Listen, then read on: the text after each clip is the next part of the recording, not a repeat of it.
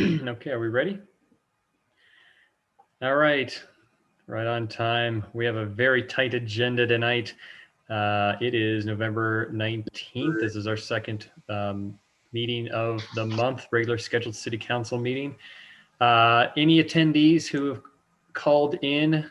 I don't see anybody yet, but if somebody does call in, please press *9 in order to raise your hand. That'll allow you to speak to give public comment on any item we have or during public comment, general public comment tonight.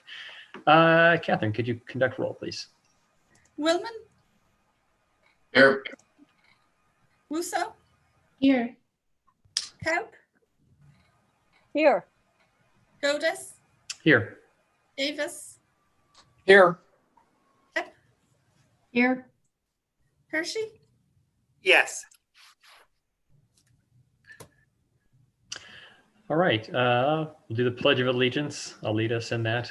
I pledge allegiance to the flag of the United States of America and to the republic for which we stand, one nation, under God, indivisible, with liberty and justice for all. All right, is there any agenda changes or conflicts of interest that anybody has this evening?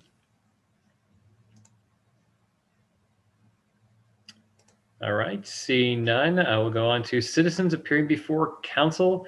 This is for items not appearing on the agenda. If you see it on the agenda, please save your comments for that time. Anybody in the audience want to give 3 minutes of testimony or comments?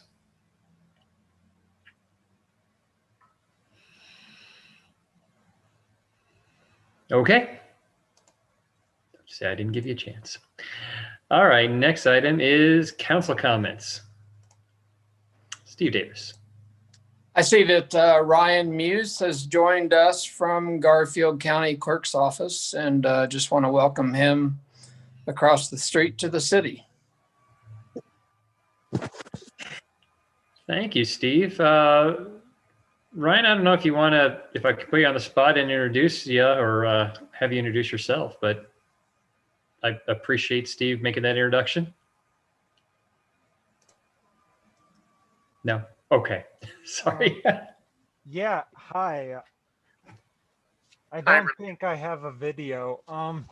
Nice to meet you guys. I am excited to work here.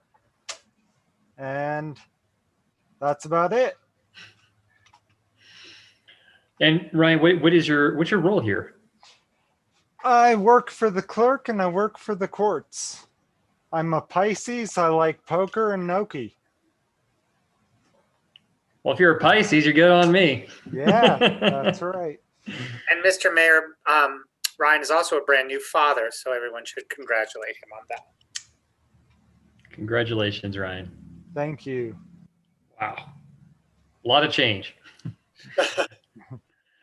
All right. Well, thank you, Ryan. We're really excited to have you. And it sounds like you have a fun, big job ahead of you. So, Paula.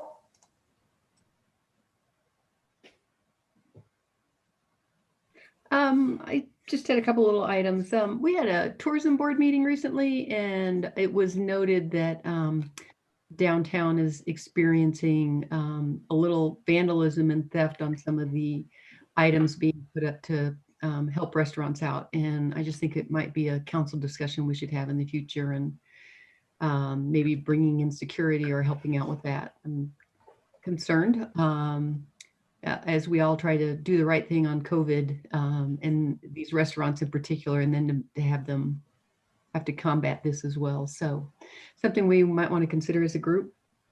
And then the other thing that I had been in a meeting with the Detox, the Continuum group, Continuum for Recovery, and it had just been noted, this was in passing, and I'm hoping I'm not getting this inaccurately, but a comment that we're still dealing with a homeless situation. And in one of those particular cases, somebody was released from the jail without a place to go, and the most that could be done at that point in time, and this was the county jail, was giving that person a tent and a sleeping bag. So I'd still like to keep that on the top of our agenda of how we can help this population, especially as we head into the winter months. I did hear that Feed My Sheep has 12 beds available through the winter to help with this, but something I think we should be concerned with as well as a city council and our local population. So those are the two things that I just wanted to bring to all of our attention. Thanks, Paula. Ingrid. So recently it was brought to my attention that the Citizens Alliance had placed a sign, originally thinking that it was on land owned by the Beckleys and they had given permission. It was regarding just the issue we have with the RMR. And so ultimately they placed this sign in the city right away. And so right now it's a little ambiguous about how we can resolve it, but having the sign is obviously super important. So, I don't know if we can have a discussion about how we can allow it to stay. I think it's a super informative sign, and lets the audience know, kind of the issue that's at stake here. So I don't know if somebody wants to jump in, maybe Carl, and give some clarity to that. Sure, I'd be happy to. I think actually we've taken a hard look at this. I think what we're probably going to do is that the Citizens Alliance is going to assign or gift over that sign to the city. It is actually in city right of way. Because of the civic nature of the information on it, we are going to treat it as a public sign. And so that can be dealt with at the staff level. Okay, great. It's not a long-term perfect solution, but it is a solution on an important issue for right now. So I think that's how we're going to proceed. Awesome. Good. Thanks. Thanks so much. And thanks for the time and energy put into it thus far. Jonathan, you have a question? Yeah, thank you. Thank you, Ingrid, for recognizing me. I would just say we are obvious supporters. We've taken unanimous votes against it. And we also allow take a minute signs in our public parks, which is city-owned property. So things that this council supports, I think that I'm glad, Carl, you found a legal way around it, but I don't have a problem with things like take a minute or civic campaigns like that in the city right away. Go ahead, Ingrid. Sorry. Thanks for acknowledging me. Yeah, absolutely. I do agree that, ultimately, and it, because of its permanent nature, at some point, if we needed it to be an information post for other info, I think it's a great location. So that works for me. Thank you. Anything else? Nope, that's it. Thank you. Okay. Shelley. Oh, sorry. You know what? Deborah, go ahead. You have your hand up. Did you have something to say about that? No, not about that.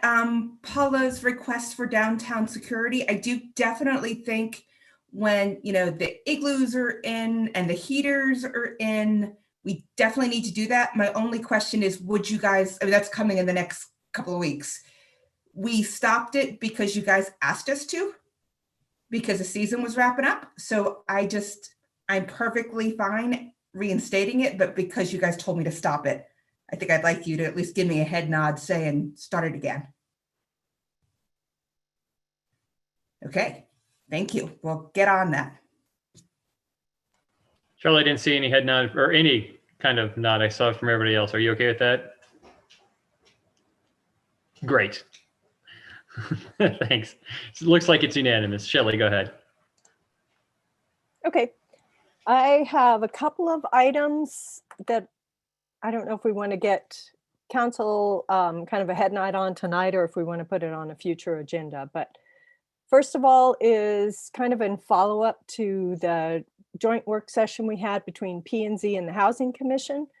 I did have a conversation with someone I know at the Carbondale Planning Department, and they kind of raised my awareness to the fact that they have an inclusionary housing clause that gets inclusionary housing on both for sale units and multifamily rental or for sale projects.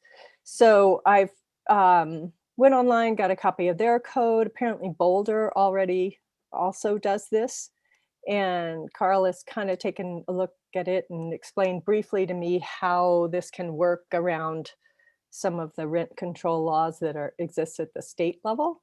So I would like to kind of get an agreement on what's the next step. Is council interested in pursuing this or having P&Z and staff look into this so that we can bring this back and get it on the books in Glenwood Springs? And if I can, I actually, this is a great example of I think probably something that it's going to be a longer discussion. I think Right. even frame up the basics of moving forward. So I guess from my perspective, I prefer to do that as a regular agenda item, or even in a work session to give you the basics so you can decide what direction you want to go. Because we'd spend half of tonight's meeting talking on it. Yeah, and that's my question tonight is, do we want to put it on a work session or a regular agenda item? I would prefer a work session. I think that it just facilitates the back and forth a little bit easier than a formal agenda item. Okay. Can we get a head nod on that, folks? There we go, Charlie. That's the animation I'm looking for.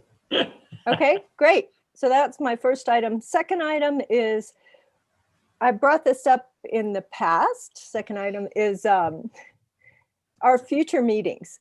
You know, we're obviously, with the state of things right now, we're going to be in virtual meetings for the foreseeable future, right? But sometime, hopefully in the late spring, early summer, we might transition back to in-person meetings.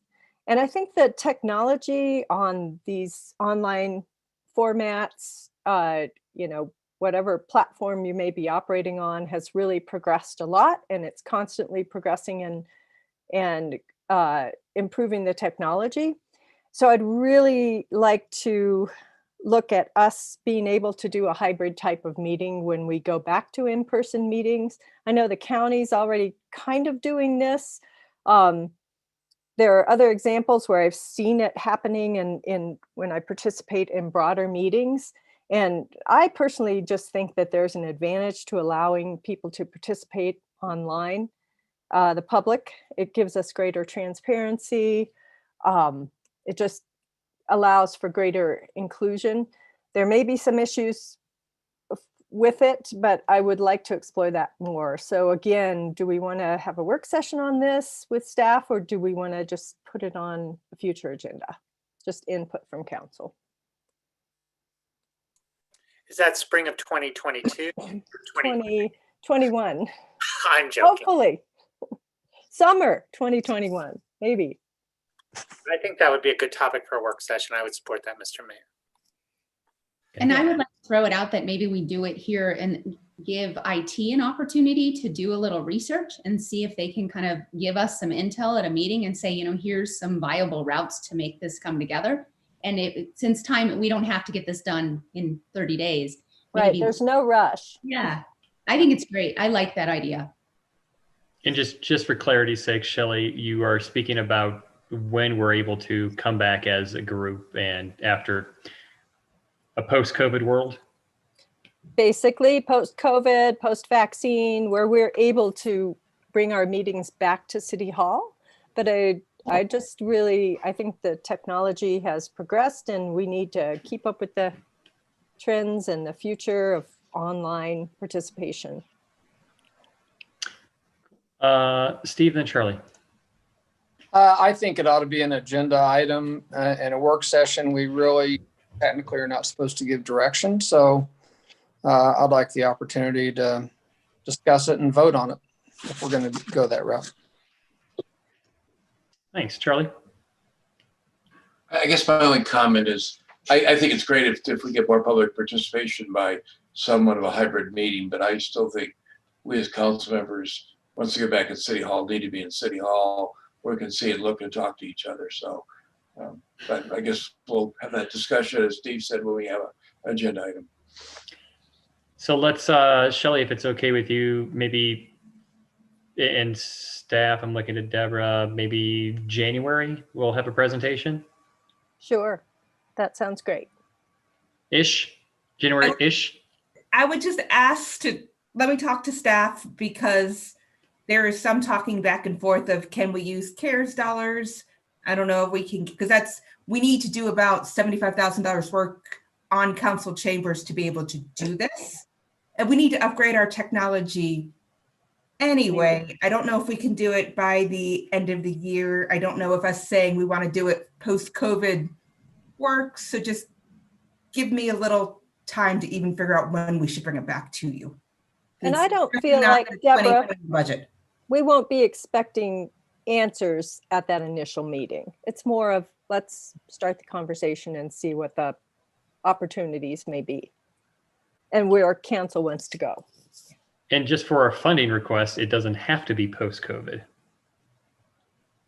So I would just say going forward, when you're discussing it, it doesn't have to be post-COVID. Okay. A couple of us could be in the room and we could do it that way as well. Okay. So just give me a little more time. All right, we'll keep each other apprised. Any other comments? All right, I only have 4 comments. Sorry, Charlie. I agree. Downtown security needs to, we're going to have a lot of investment with heaters and bubbles, and I don't want those things. I'm a big fan of security cameras. I like the idea of those all around so that we don't have to have live bodies all over the place, but yet, we can still see what's going on. Other places in Europe and across this globe have CCTV all over the place. I don't think having a few cameras like on the bathrooms over here in Glenwood Park would really be helpful to cut down on the vandalism there as well. Had my daughter's 13th birthday. We traveled all over downtown, did a scavenger hunt. The hit of the scavenger hunt was going and I gave pictures with all the wings. So I want to thank DDA, Chamber, City, everybody who had a part of that. It was really cool. The kids had a great time. I'll send you all pictures. Mesa County is staying out of, they're in red, the red dial, but there's about 100 businesses, if you go onto their website, that still have variances, and they're not under the variances like large attractions or ski hills. It's called the 5-star program. I guess I'd love for you guys all to just Google it and see what that's about. But essentially it's a partnership between Mesa County Public Health and the Chamber of Commerce. And I've talked to Yvonne Long and Angie Anderson and included other folks in it. But it's a way for businesses to have a very, very high standard, say, here's our plan. And it's not just a standard plan, it's a very heightened plan. And then basically they're on probation. If they sneeze wrong, then they lose their ability to have that variance. And so there's hairdressers, restaurants, there's CPA services, there's all over. And I thought, as we're going into the winter, why should we penalize businesses that are doing their best and they're trying so hard to stay open and to do the right thing, and businesses that aren't, I'm sorry, I don't have time for you. But the businesses that are trying to do a really good job, I would really hope, and we can't take the lead, but I'd love for just to be educated so we could advocate for Garfield County Public Health and our chamber or other chambers in the area to emulate a program like that so that we can hopefully keep some of those businesses open and going through the winter. So that's that comment on that. Lastly, we had a fantastic, I got an email today that we had a really good report from, I think, the Department of Health on our landfill. There's a lot of some technical stuff in there, but it was a really, really good report. And I wanted to have Matt Langhorst talk about it and brag up King and his crew, because I think it's something that this council churned over from a contractor to our staff. We put our faith in our staff, and it's really been rewarded. So I'd like to hear Matt talk a little bit about what happened. So this is actually year number 2 in a row. I believe from the time that the inspector has been reviewing the landfill, which is basically forever. These are the first 2 times that he's ever had 2 years in a row where we had perfect inspections. There were no notices. There were no deficiencies in paperwork. The landfill crew's done a great job keeping the place clean up there. He said this is the cleanest he's ever seen it, and the most organized. He was impressed with everything they've done. King's done a great job. The crew's done a great job. Yvette has done a great job. She does all of their finances for them and does all the reporting on the financial end of it all. So it's basically props to all of them for doing what exactly we told you we were going to do. We promised we were going to do. We took it over. It's functioning much better. We're making enough money every single year to put money back into the landfill for capital improvement projects. We've got another year or so of those. And then we'll be putting money into smaller projects instead of some of these bigger ones from 2022 and on. So we really appreciate you letting us take the landfill back over. It's worked out as well as we thought, and probably even better than we thought it would from day one. So thank you very much for letting us to do that. Thanks, Matt. And yeah, definitely A lot of applause, and please pass our appreciation on to King. Real quick, and I don't know if this is a you question or a Steve Boyd question.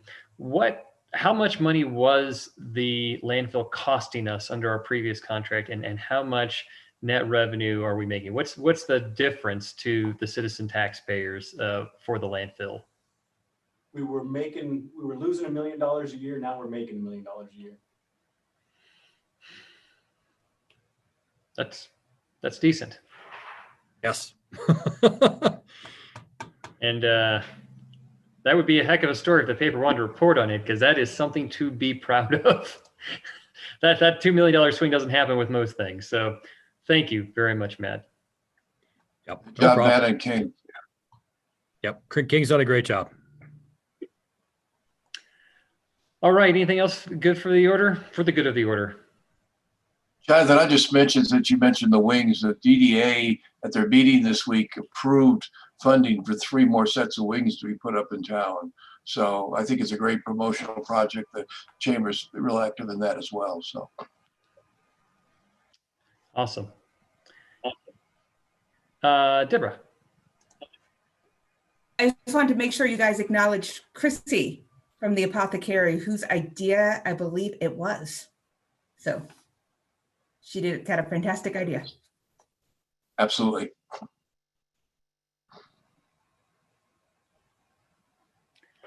All right. Yeah, I'm very proud of that. Next item on the agenda, a consent agenda. Does anybody have a motion? I move to approve consent agenda.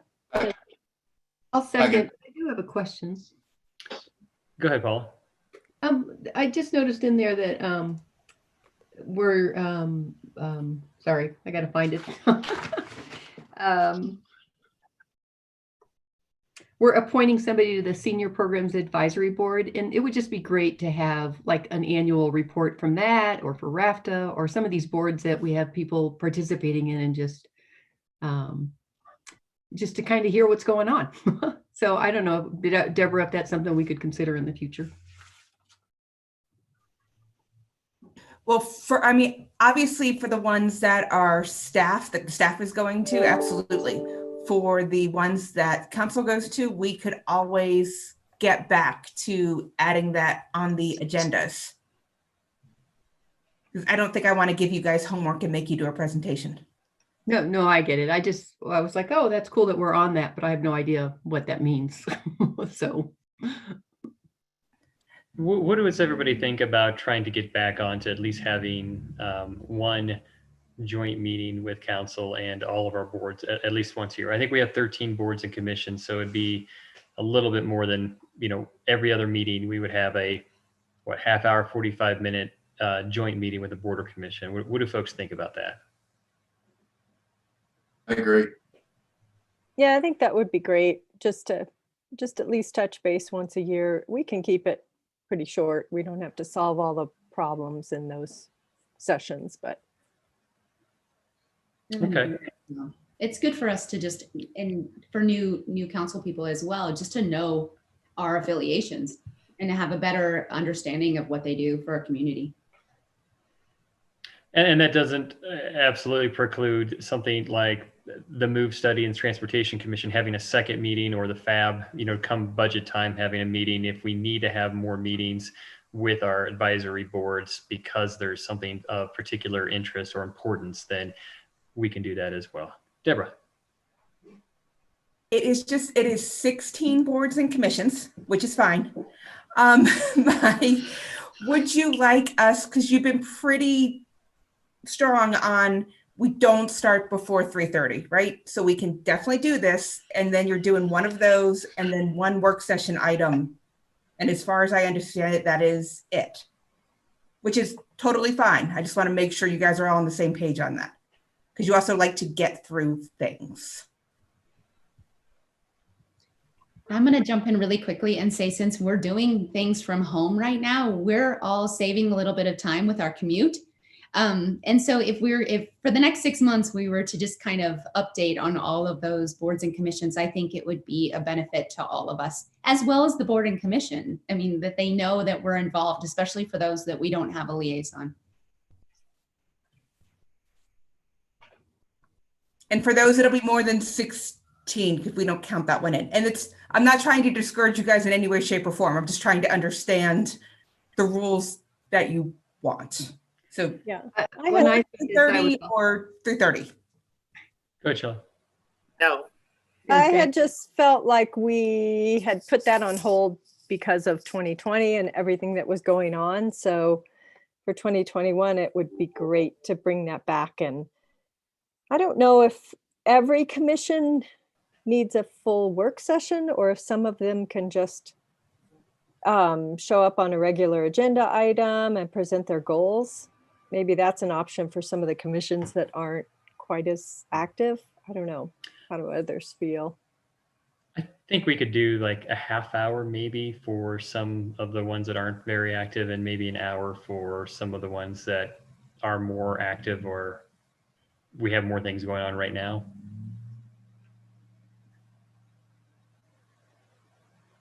Oh, sorry. No problem. I did want to just say that when I was looking at the senior program, I was thinking 10 or 15 minutes of what they do, not anything extensive, as opposed to the boards and commissions that we all are liaisons on. Okay, so essentially one a meeting, half an hour, unless, I don't think Tony likes this, unless, it's a super busy board, and then you want an hour still starting at 3:30. Well, Deborah, I'm just wondering, and, like P&Z and housing, we just had a special work session with them. Can that count as that? I mean, do we need to have an additional session? If we have an ongoing working project with a board, maybe we don't need to have an additional extra sit down with them. We are happy to do whatever it is you would like. And I promise I'm not trying to be difficult. I'm just trying to understand what you want. Shelley, how about you? I would suggest the mayor and the city manager figure this out. I was going to say we have agenda meetings every other week. Shelley and I, Carl and Deborah, and we can figure this out. And could you announce Ingrid's board and commission appointments? Because I think you're supposed to. Yeah, basically everything Rick had minus chamber, which is Charlie, and we're going to review this in the spring when we have a better idea of what the new council might or might not look like. How's that for announcing? If it works for Catherine, it works for me. Is that official enough? Thank you. That's perfect. Okay. All right. There was a motion by Shelley, a seconded by Paula to approve the consent agenda. All those in favor signify by saying aye or raising your hand. Aye. Opposed? no, Okay. Next item number 9, clear update on Garfield Clean Energy and request for 2021 contribution. Who do I need to promote?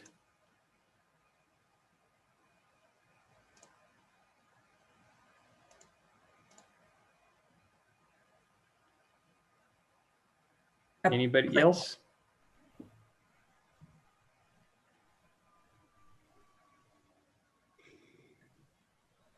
As far as I can tell, that's it. Yep, that's just me. Hey, Erica. Hi, everyone. It is very cool sitting on the other side of a Zoom meeting for a council meeting. I feel like I should attend more of these. For those who don't know, my name is Erica Sparhawk, and I'm on the staff. I'm the Deputy Director of Clean Energy Economy for the region. I'm also a Carbondale trustee, for those who don't know, and hence my comment about I'm on a lot of these Zoom calls.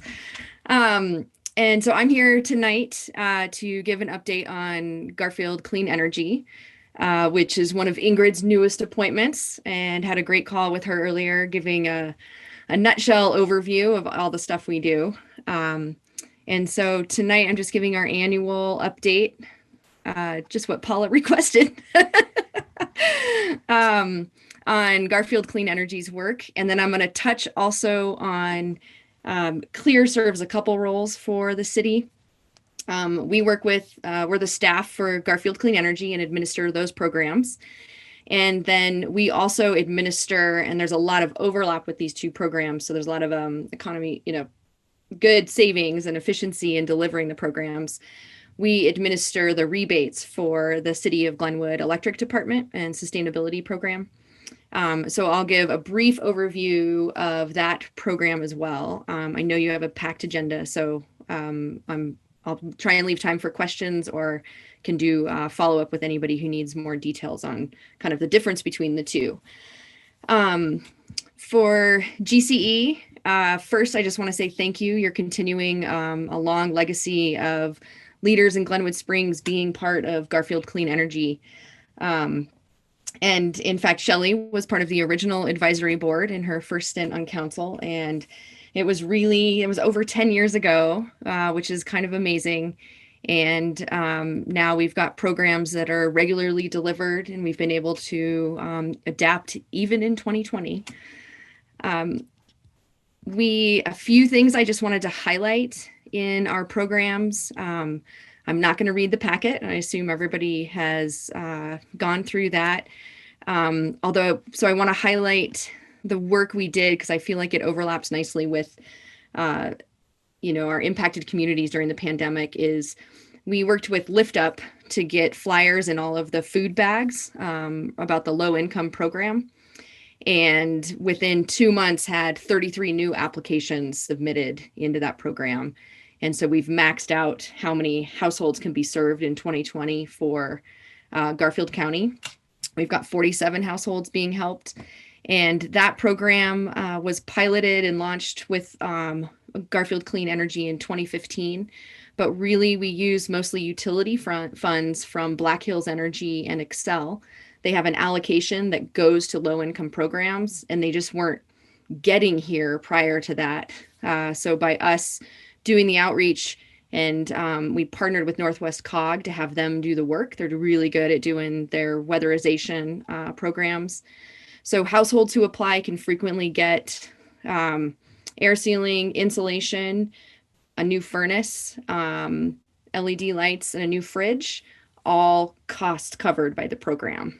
So it's a real benefit to folks who need help, and then it lowers their utility bills, makes their homes more comfortable. So we were excited to be able to get those flyers out to people who needed them most at a really important time. And then during that time, in conversations with Lift Up, found out that they were making an upgrade to their cooling system at their parachute building. They converted that whole warehouse that usually is the thrift store. They converted that to, food bank operations, and they were sweltering and dealing with smoke, and they needed a $20,000 upgrade. And we got the 100% of the project covered with funds from Energy Outreach Colorado. Again, that was funds from Excel's program that's set aside for nonprofits that help low-income populations. And I know all of our local governments have been giving funds to Lift Up. And so what a great way to get their project 100% covered. So we've had some, we've been helping businesses and homeowners. Most of it, we didn't send our folks to do commercial assessments out in the field until about July or August. And then now we're going to dial those back again. So we're just adapting and maintaining our programs, and still a resource for homes and businesses who want to make efficiency upgrades. I did want to walk through a few slides really quick. Am I able to do that? Okay. This is how this is where you share the screen, and then you're like, can you see things? And then we say no, and then you say yes. And so. Can you see things? Yes. Great. So this is one of the big projects that we've been implementing in 2020. You guys were, through GCE, we were awarded a DOLA grant. It was through their renewable energy program in 2019 is when the application period is. We've walked through these slides with Matt and Jen on your staff, because we want to make sure that we include the Glenwood Springs municipal utility in the program and in our final report. But I just wanted to give an overview. It's actually going to be the Western Slope Clean Energy Network. We're expanding. GCE board wants to, look a little bit more expansively than just Garfield, Eagle, and Pitkin. But those are the 3 counties that are partnered on this particular DOLA project.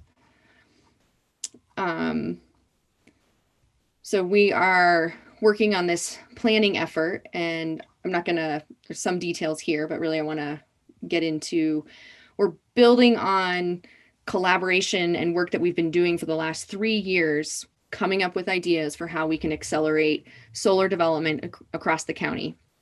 And brought together all these partners, and I can even see Paula right here in this photo. We've got representatives from municipalities and counties across the 3 counties and the different utilities. And we were brainstorming and putting together a plan for what would need to happen to move more solar forward. And then conveniently, that was all in place when DOLA launched their grant program. It was a really quick turnaround. So we were able to put together a grant application with the 3 counties that focused on creating a solar and storage master plan for our 3-county region, doing a regional energy inventory, creating a solar development toolbox, streamlining solar and storage permitting, and doing a economic transition study for the county. I'll go into each one of those briefly. So the master plan document, the goal is to create a vision for our 3 counties on how we're going to use solar and storage to accelerate our clean energy economy. Within that, this is really exciting because it's almost ready to launch, is we have a company that we're working with that is going to map all viable solar sites across the 3 counties. And there's a whole lot of criteria. It's not just, is there sun on that piece of land? There's a lot of requirements with transmission lines, feeders, what is the slope, what is nearby shading, and they've developed a tool where we will actually have all the parcels identified, and then we can let the landowners know that there are, that their site might be an A+ viable site. We should be having a map for folks to look at in the next couple of weeks. So we're excited to find that. And that'll also just help us know how much more solar can be built in different parts of the grid. We've got across our 3 counties, we've got Excel Energy, Glenwood Springs Municipal Utility, Grand Valley Power, Holy Cross Energy, Aspen Municipal Utility, and a tiny bit of Yampa Electric Co-op in the northern part of Eagle County. So we'll use that to see how much solar we could build. How does that compare with our regional energy inventory? How much local solar can we add to the grid to really, there's lots of benefits to it. But by doing an inventory, we'll really know what is our total usage, how much could we build locally to feed that usage. The other key from our grant is to make sure that we have easy resources, and we're actually doing resources for developers, landowners, and local governments. Developers will get access to this map, and that's important because they end up spending quite a bit of money looking for possible sites when they respond to utility RFPs. And therefore they look at easier sites like on the eastern slope. So in order for the western slope to be more competitive, if we have, pre-qualified sites, we'll be more likely to be able to entice developers to continue to build in Garfield County. And then resources for landowners, we get lots of, or maybe not lots, but we get calls from landowners who think their land might be good. This will help us identify whether that parcel is good, but then we'll have a bunch of resources for them in our typical fashion of being that independent third party. Here's what you should look for in a land lease, contracting terms, what kind of pricing is out there, that kind of thing. The other part of the project is working with jurisdictions across the 3 counties to streamline solar permitting so that there aren't any maybe unknown barriers that have been put into the code that restrict or make it more difficult for solar to be built in your community. And your staff is one of the staff that have identified that have said they want to work with us to go through this process. So we're really appreciative of that. And then the final component of the grant is economic transition study.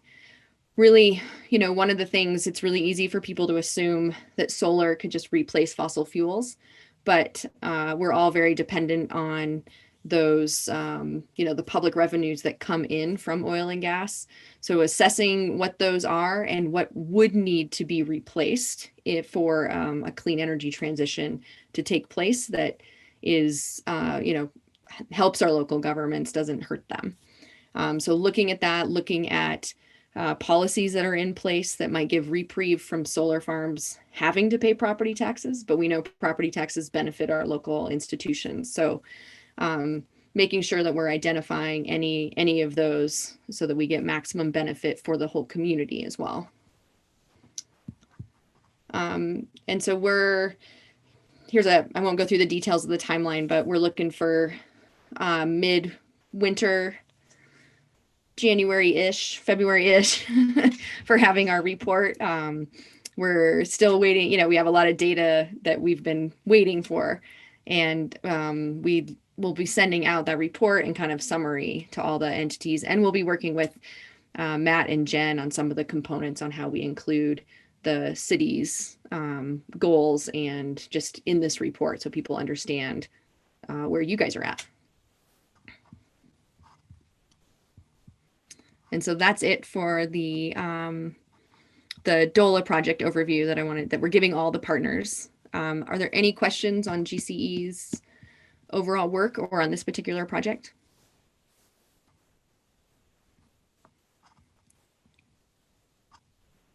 All right. Whoa, yes, sorry. We didn't, now we do. Paula and then Ingrid. Yeah.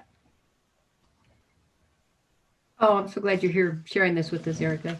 One thing I didn't see in this, and it's because part of this is a request for continued approval of funding and stuff, is what do we pay annually, and how many other members or entities of CLEAR, and do they pay the same amount? How does that work? Oh, sure. I can follow up and send the budget that gives the breakdown of what all the entities. So Garfield Clean Energy is made up of 9 entities. It's all 6 municipalities, Garfield County, and RAFTA and Colorado Mountain College. The city of Glenwood contributes $45,000 a year. Okay. I don't have that spreadsheet open for everybody else's. I know Garfield County gives $150,000. I know Town of Carbondale gives $25,000. RAFTA and CMC are both at the $30,000 mark. And then I'd have to look up, I can't quite remember Silt Parachute. I think Newcastle gives, it's either 7 or 10,000. Okay. So it ranges. Perspective. Thank you. Yeah, but I'm happy to send that to you as a follow-up. Great. Thank you. Go ahead, Ingrid. My question was regarding the solar mapping. So I had a really good time looking at your website today and just seeing how interactive it is, and an educational tool too, just accessible to students in the Valley as well as, other business owners. When it comes to the solar mapping, will that be available to the public as well, or just to a certain audience? It will be, people will have to sign up for a portal and a login. Because there's kind of 2 portals, and for developers and then for interested parties. So developers, because the company is doing this for us at a really good deal, they want developers to work with them on negotiating the lease deals. And it's a tool that they use in lots of other states. And then there'll be a separate portal, and we'll be giving them, if you're interested, we'll be giving them a list, or if they get an inquiry, we'll just make sure that it's not somebody from a development team. Yeah. But if students wanted to access it or anything like that, it'd be accessible. Okay, awesome. I just know that there's some programs at the high school specific to kids learning like architectural design and construction methodology, and how great this would be a really fun tool to integrate with their designs as well. Yeah, that's a great idea. Thank you. Yeah. Any other questions? Shelley. Erica, thanks for the presentation. You guys continue to do great work for Garfield Clean Energy. And I think especially going forward, transitioning the economy of the county is really important. So more opportunities we can find there, the better. Yep. Is there, you didn't really have time to go through your whole packet like you said, but can you speak just a little bit to the work on EV infrastructure, charging infrastructure, and yes. Yeah, no, I'm happy to. So CLEAR, and this is where CLEAR is different. Garfield Clean Energy is a government collaborative that you guys are a member of. CLEAR is a nonprofit consulting firm. So we also have a contract with the Colorado Energy Office, and we work with counties all over the Western Slope to get more EV infrastructure, which is good because we all want to know that if we get a car, there's also charging stations in Eagle or maybe in Summit County. So we work with those counties as well. But what we primarily do for our Garfield Clean Energy partners is, and for Garfield County businesses, is kind of help coach them through the process of installing EV charging stations. Some of them, folks are all over it and they know what they want to install. If not, we help guide them. And then there are 2 funding cycles a year through the Colorado Energy Office to help pay for those charging stations. So we had, I think, a number of charging stations that were funded, and these were for GCE partners, were funded in 2019, and then they all got installed in 2020. And then I had in this memo 5, but Stefan corrected me, and we actually have 8 private businesses now that are installing charging stations. And one that the GC board was excited about last week at our meeting was Sunlight Mountain is installing charging stations and partnering with Alpine Bank to help pay for them and help pay for some of the infrastructure upgrades there. So it's a cool community partnership. It's in a place where there's no other charging stations nearby. And I think it's a huge benefit to the Glenwood Springs community to have charging stations at a location like that. And all the other ones that we helped apply in this fall round actually were all private businesses across the county. So it's kind of interesting. I think it's a good example of governments taking the lead on some innovation. And that's where Garfield Clean Energy partners, what we've been doing for 10 years, and then proving it out. And then businesses see it, they know what they do, they maybe even use them at your public facility. So now they're moving forward with installing them.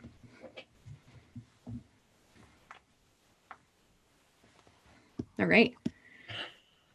Any other questions? Yeah, are there any questions on GCE? Looks like we don't. Go ahead, Eric, you have it. Sorry to interrupt you. No.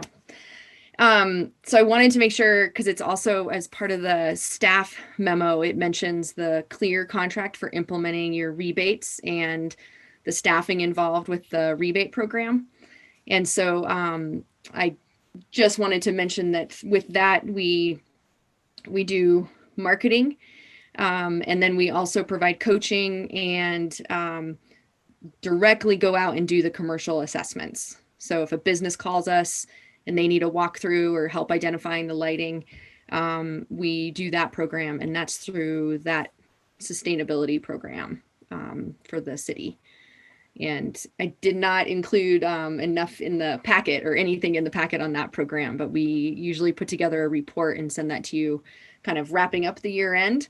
And so we'll get that to you in January or February, and then we can include all of the rebates that have been spent and an update on the overall programming. I'm sorry, Erica. I think that was my fault. I think I was just on autopilot. Totally fine. So. All right. Any other questions for Erica? All right. Seeing none, do we have any comments from staff? All right, seeing none, we have the staff report where you recommend us funding this. We'll open this to public comment. Would anybody from the public like to speak? All right, seeing none, I'll bring it back for further comments, questions, or a motion. Do we need a motion? I guess it's just an update. I guess we don't, but we're spending $210,000 of money that's budgeted, but it's already budgeted. It's already in the budget. This is just an update. So I guess we don't, do we? We don't. Okay. That was my understanding when I read the packet, but Eric, I I just want to saw say the- thank you very much. I just saw the $210,000. I'm like, oh, we should probably talk about this. But thank you very much. Thank you, Erica. Good presentation.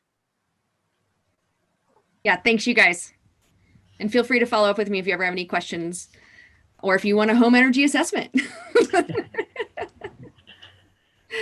All right. All right. Thanks so much.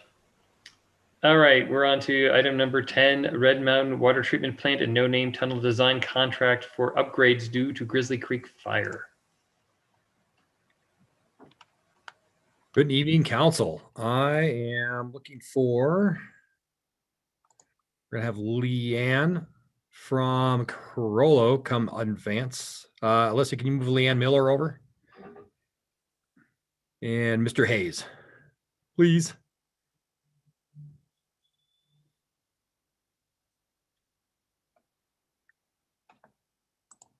They're on their way. Perfect.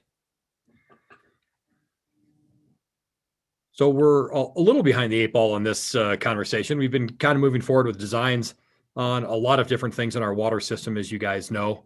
What Corollo is helping us with is upgrading our tunnel at No Name, helping us with modeling of our water line, our raw water line from No Name, basically all the way over to the treatment plant, or at least from the tanks over the treatment plant. And she's helping us with all of the treatment plant processes and pump stations and things like that we're doing. What we've kind of lacked doing at this point is we issued them a PO to get working on things immediately because they started working on projects basically while the fire was going on still. And what they've done is kind of refine down what we're going to do so that we can spend as little money as possible, but make it through the next 7 years or so when we know we're going to have higher sediment loads. So Leanne kind of put together a quick little presentation. Hopefully you guys are okay. I told her to keep it 10 minutes. So 10 minutes, we'll cut her off. But we are ahead of schedule, I think. So we should be good. But she'd like to give a little presentation just to kind of show you where we're at with part of these. And I'll give you a quick update on the couple other pieces of it. And then we can take questions from you guys on the contract or anything else that's going on with the water system. Does that sound okay? I'm getting head nods. So Leanne, take it over if you can. See if I can do this a little more smoothly than last month.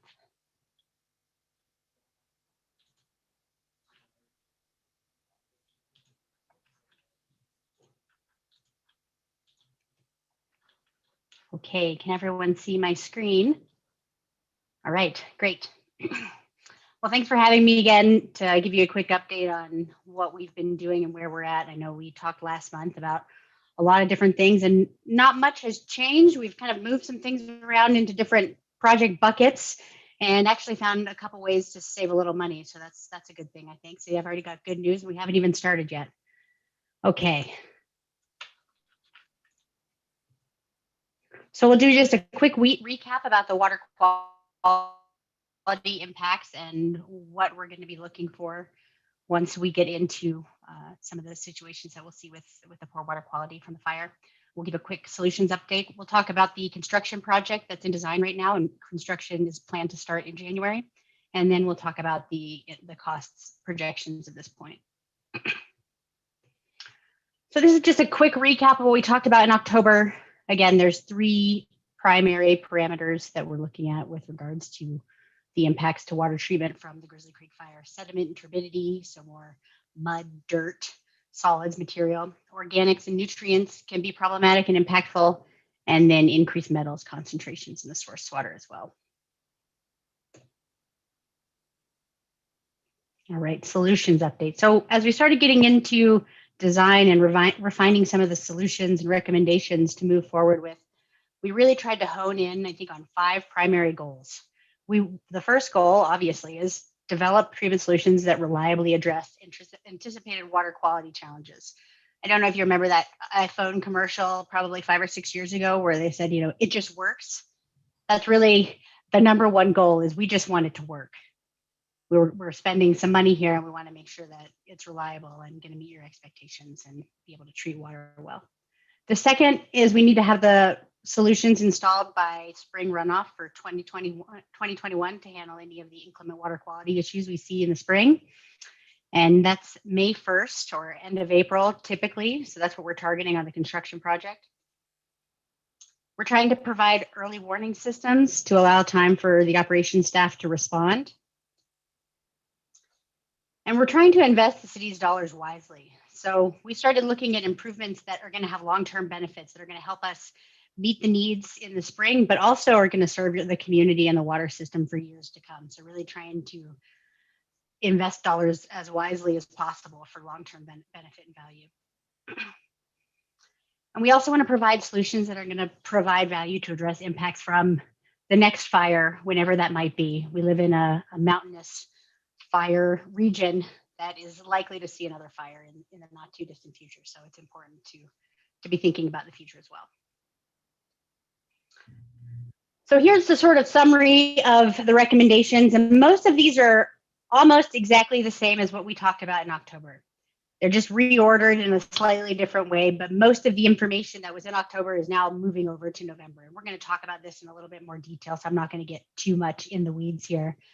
The big change from October to November was, I don't know, last time we talked in October, we talked about a big structure at the water treatment plant, and there was some significant concern and feedback about geotechnical issues and some high-risk construction.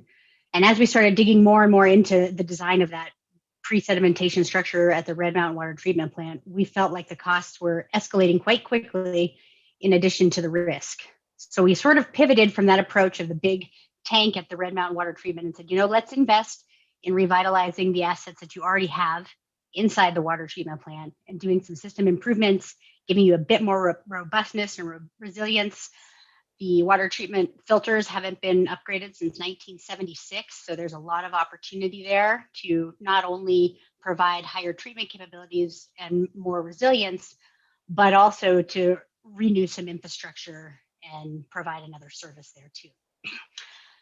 What it really came down to, obviously, is the cost, right? So we started looking at the dollars, and the blending tank costs just started escalating, like I mentioned. And winter construction, so having those online by the springtime, we were looking at upwards of $5 million to do winter construction for that improvement at the Red Mountain plant. Whereas the Red Mountain improvements inside the building, the upper range was around $3.5 million. So we saw a huge win there, and decided to shift gears a little bit. We'll talk about what's included in that project in a couple slides.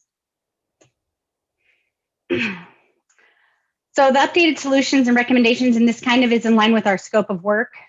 So those were those task numbers that you see on the side. Those are mirroring the scope of work in the contract that you have provided to review as well. So the water quality monitoring, we talked about that last time. That's just keeping an eye on what's coming down the pipe and installing some remote monitors so that operations staff can react very quickly. That's task 2 on the scope of work. The water treatment system improvement construction project, so that's what's in design right now. That includes the No Name Cave pre-sedimentation project that we talked about last time, and also these Red Mountain Water Treatment Plant projects, so filter improvements, sedimentation basin improvements, and chemical feed system improvements.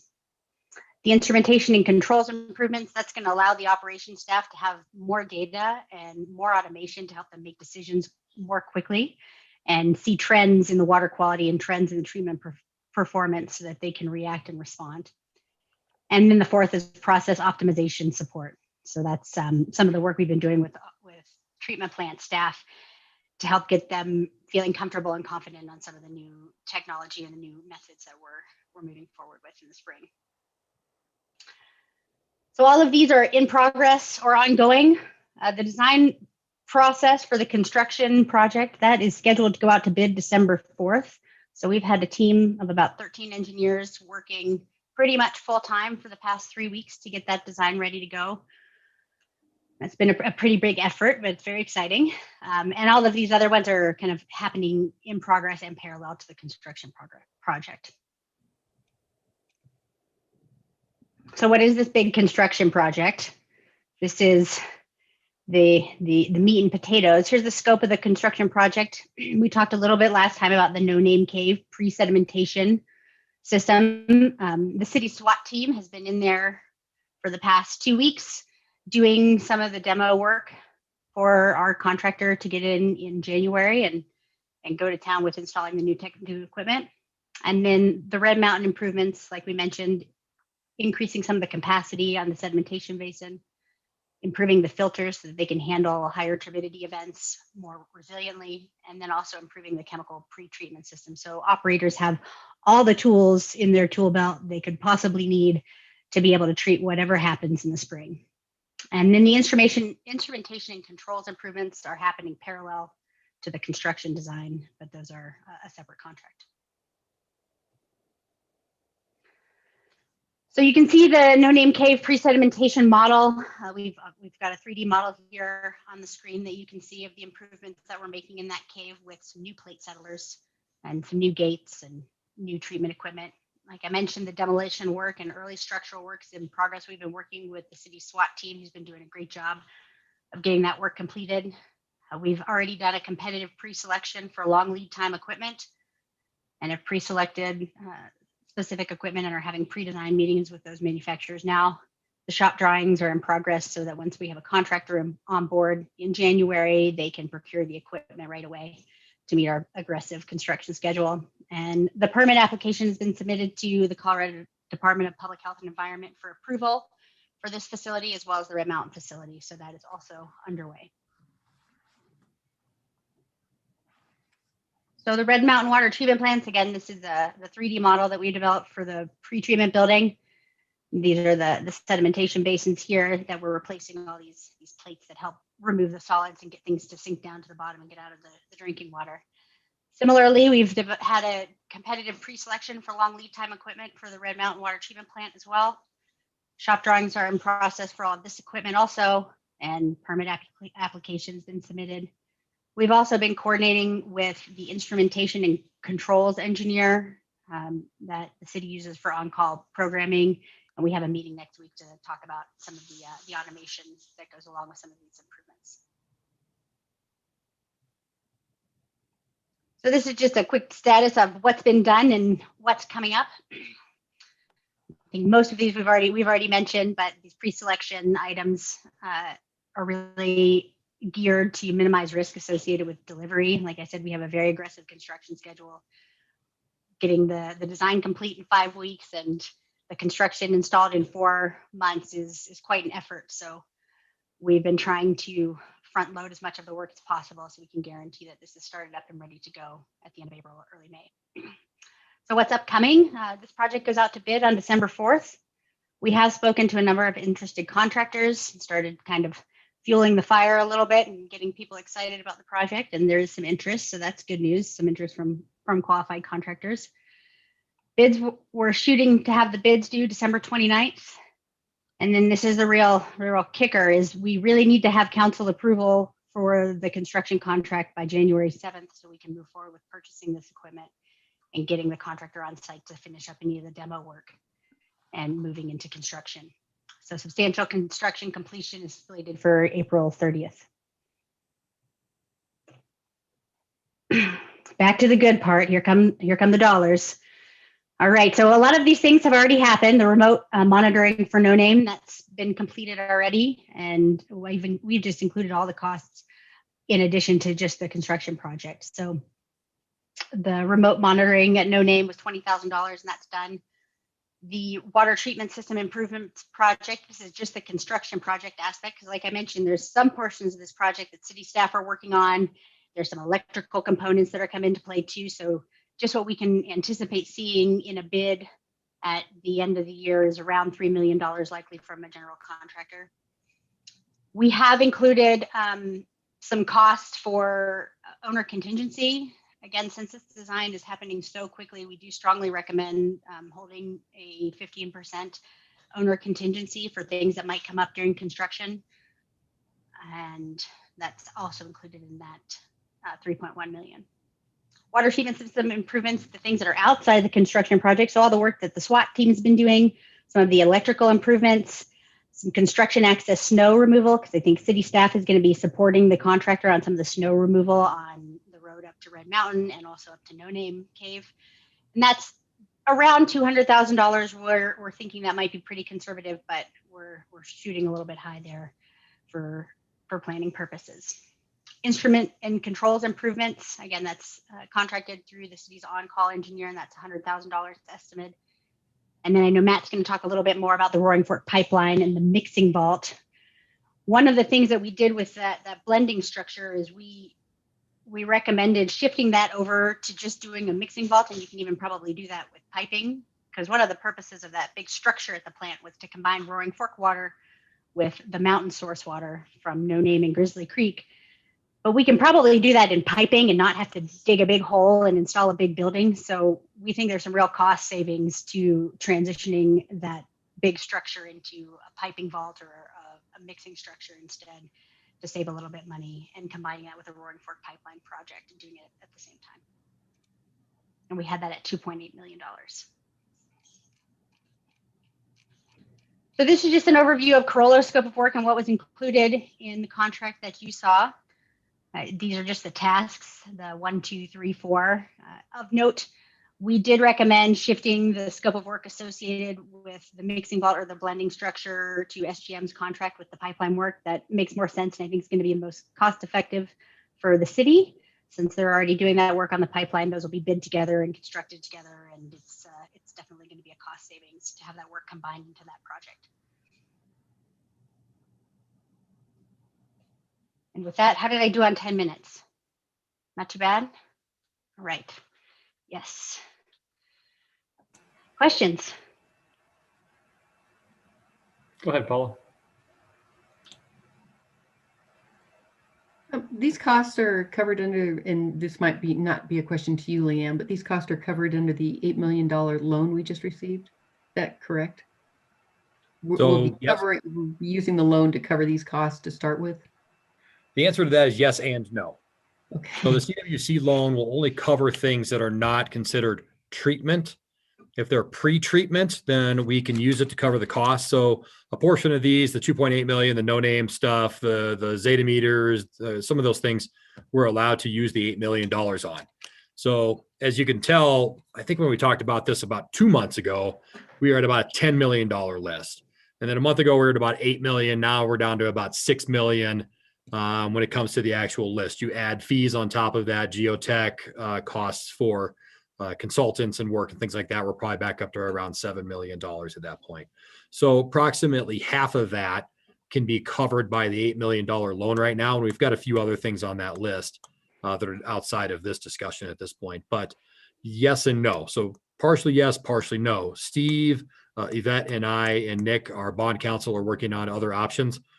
We've got some thoughts that we could potentially refinance, hopefully the water treatment plant, because the Power Authority is looking at that for us right now. We might be able to roll some money into that loan, hopefully, to be able to cover some of these things at a low interest rate. And if not, we do have cash on hand and we'll use it, and we'll just nix off some projects that are coming up here in the future until we are able to increase some water rates and secure some other financing for these things. So unfortunately, it's kind of a little bit of a moving target right now. We have the money, we can use the money. It will drain some of the money that we have to accommodate for these things. So we're looking for outside financing at low interest rate options. And grants as well, Matt? Do we have that potential still? Yeah, that $1 million grant that we're going after right now is great. It's DOLA. They like to pay for pipes also. So that would cut into what the CWCB loan is, but they also don't pay for treatment facilities either. But the Power Authority does pay for treatment facilities. That's why we borrowed money to build a water treatment facility from them. So we're really kind of going out everywhere right now to try to figure out how to pay for this. Right now, we're doing it with cash. And we'll continue to do that until we come up with that secondary source, and then we'll pay ourselves back. Okay, I have 2 more questions. Will water service ever be disrupted during all of these different construction phases? And with that, is there any look at further water rationing, or is that going to help with the water rationing that we have in place now? Leon, you want to take a shot at that, or Warren? I can try, and then Warren can correct anything I mess up on. Most of this work is going to be done in the wintertime when water demand is very low. We don't anticipate any disruption to service. Okay. Is that accurate, Warren? Yeah, it is. In the wintertime, we have the availability to run off of storage for 48 hours. I mean, safely without really compromising fire protection. So if need be, I mean, we could have some temporary shutdowns if something needs to happen, but we're planning on running through it since the plant's redundant, so we can run half at a time in lower flow seasons. So one half does the same as both halves put together, just in a less water scenario. So that's the plan. Upgrade one side and then upgrade the other side. Okay, that's clear. Thank you. And then my last question is, we boast about our water quality when it came from No Name and Grizzly Creek and used Roaring Fork as a backup. With this new piping system and merging, will we always be combining Roaring Fork water and No Name and Grizzly Creek after this project is complete? Or will we continue to run primarily off of Grizzly Creek and No Name? So I'll answer that one. We're going to run off of Grizzly Creek and No Name as much as humanly possible. So if the turbidity meters up at the No Name tell us that we have an event coming down, obviously we'll shut that off and we'll switch on to Roaring Fork for whatever duration of time that is. Or if it's in the wintertime and we know it's going to be a short-term event because we can see a storm event or whatever it is, we'll just shut it off. And like Warren said, we can run for a good 48 hours if we needed to off of storage capacity. I think the intent with this whole entire project is to be able to still use No Name and Grizzly Creek water as much as we possibly can. Pre-treat that water at the tunnels, pull everything we can out of it because we have that space there. So what's coming through the pipe system up to the plant is as clean as humanly possible, and then upgrade the plant. And as like we had talked about previously, the pretreatment facility is newer. The plant itself, like Leanne said, the material, it gets washed out and it gets replaced occasionally, but it's basically the same system as 1976. We're going to pull everything out half at a time, completely redo the plant. Basically puts us in a better position for future. If we have another fire up there, we're basically ready for that. We can slow the plant down. The plant will have a higher capacity once we're done. And when we slow it down, if we need to for a higher turbidity level, it's still running at what we need it to, if that makes any sense. So higher capacity overall, if we need to slow it down, we can still run quite a bit of water through there. We'll only turn the Roaring Fork pump on if we have an event in the canyons or in the two watersheds, and if we're running low in the watersheds in the future, which we have done before and gotten really close to, or we've had to put water restrictions on, we won't have to do that. We'll be able to turn the Roaring Fork on and make up that additional water that is lacking within those two watersheds. So once again, I guess the short answer is yes, we're going to use No Name and Grizzly as much as humanly possible. Thanks, Matt. Thank you, Warren, and thank you, Leanna. Mm-hmm. Shelley.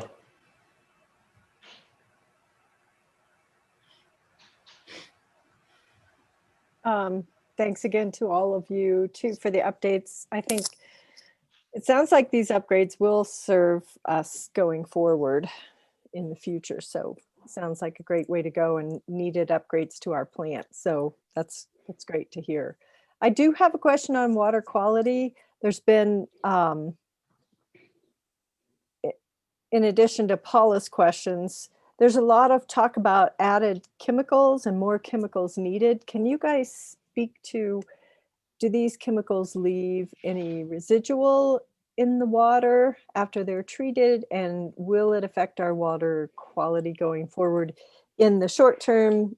And I guess I'm hoping once we get past that, say 7 to 10 year, when we have more growth back in our watershed, can we stop using some of those chemicals?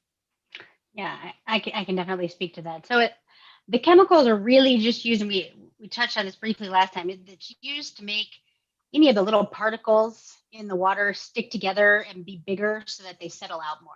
All the chemicals that are used at the water plant are non-toxic, especially these polymers and the improved chemical treatment system that we're looking at. It's non-toxic polymers, and there is zero impact to water quality standards. And the amount that we're talking about adding is like 0.01 milligrams per liter. So a very, very small amount of these. And most of that material, I would say 90% of it is settled out in the solids that get removed from the water, and there's no residual left in the water treatment system from these pre-treatment chemicals and the pre-treatment chemistry that we're doing.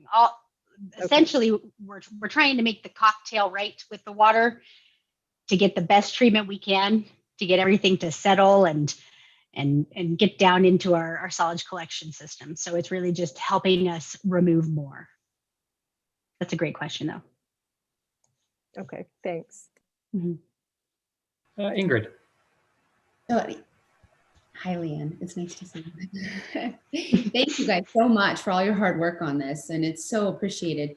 Ultimately, I keep hearing that that you're replacing 1970s technology and equipment. I'm curious what the lifespan of these replacements are. I mean, I know we're not going to hold you to it, but ultimately, what's the best case scenario?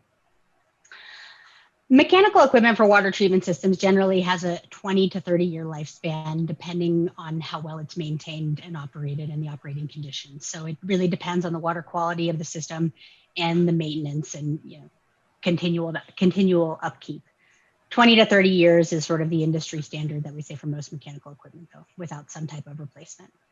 So really, we were kind of pushing the end of its useful life of what we had it existing anyway. Yes, the city has great operations staff that does a really good job of keeping the plant running and operating, but it's quite dated. Okay, very good. Thank you. I appreciate it. Yeah. And I like that question, Ingrid, because you got to look at it that way. If we're investing $3 million now, it's really only about $100,000 a year for 30-year lifespan. It's really a good investment for us. And it moves a whole bunch of other things that we were looking at for, we'll call it near future improvements farther down the list. So now we're really setting ourselves up to be efficient and have good operations and good equipment for basically the next 20 or 30 years. And we can kind of leave it alone because Warren will still be here and he'll still be maintaining it as well as he does now, along with Mike Hedrick and everybody else that's up there. So just want to throw a pitch in there.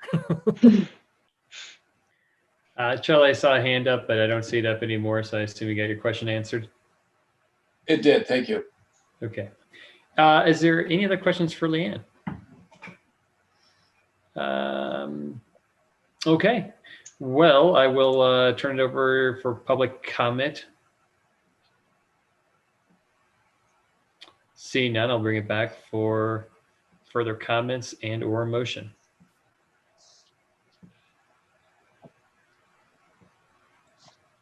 Go ahead, Charlie. I would move to approve I forgot exactly how it's worded in the agenda packet, but the approval of the Carroll design proposal for the Red Mountain Water Treatment Plant and No Name Tunnel design upgrade due to the Grizzly Creek fire and future treatment plant planning. Yeah, what he said, that's what I moved. I'll second the motion. All right, been moved by Charlie, seconded by Shelley. Further conversation? All right, Catherine, let's call roll. Wusa, Approve. Willman, Yes. Cope, Yes. Godas, Yes. Davis, Yes. Hershey, Yes. Deb, Yes. Wusa, Said that one already. Times two. sorry, I didn't. He doesn't get to vote twice. Motion passes unanimously. Catherine, in your defense, Thank you, Seth. I didn't hear Ingrid's either, so. Mr. Mayor, can I say one Thanks, more thing? staff. Great work getting us out of this hole. So Go ahead, Matt. Yeah, definitely. Thanks, Carollo. I mean, they've been working their butts off. This is a lot of design and bidding and packages. I mean, her RFP packages are 150 plus pages long, and there's 5 of them at a time. But I want to let you guys know that we will be bringing back things almost every meeting through probably January, the beginning of January. We have RFPs out for material purchases because they're long lead times, just like the substation. There's only so many companies in the world that actually make these things, so we've already bid them out. We'll bring those RFPs back to you guys so you can approve those material purchases. And we'll keep refining the dollar amounts every single time we come back as we get bids in. So Don't be scared. We can make this work. Steve's on my side, so we'll get it done and we'll do it efficiently.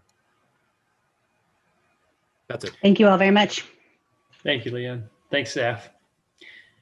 All right, next item is item number 11, ordinance number 25, an ordinance of City Council, Colorado, Glenwood Springs, fixing and certifying the mill levy on the 2020 assessment for collection in fiscal year 2021 and providing for a temporary tax credit. Who's this? Steve? Yeah, I think Yvette is going to present that one. Alyssa, could you just promote Yvette for us?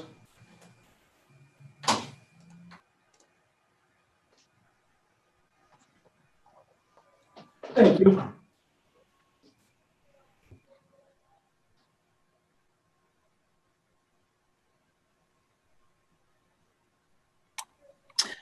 Good evening, Mayor and Council. This is just a yearly house cleaning item to set the mill levies. We have to certify the mill levies to Garfield County every year by December 15th.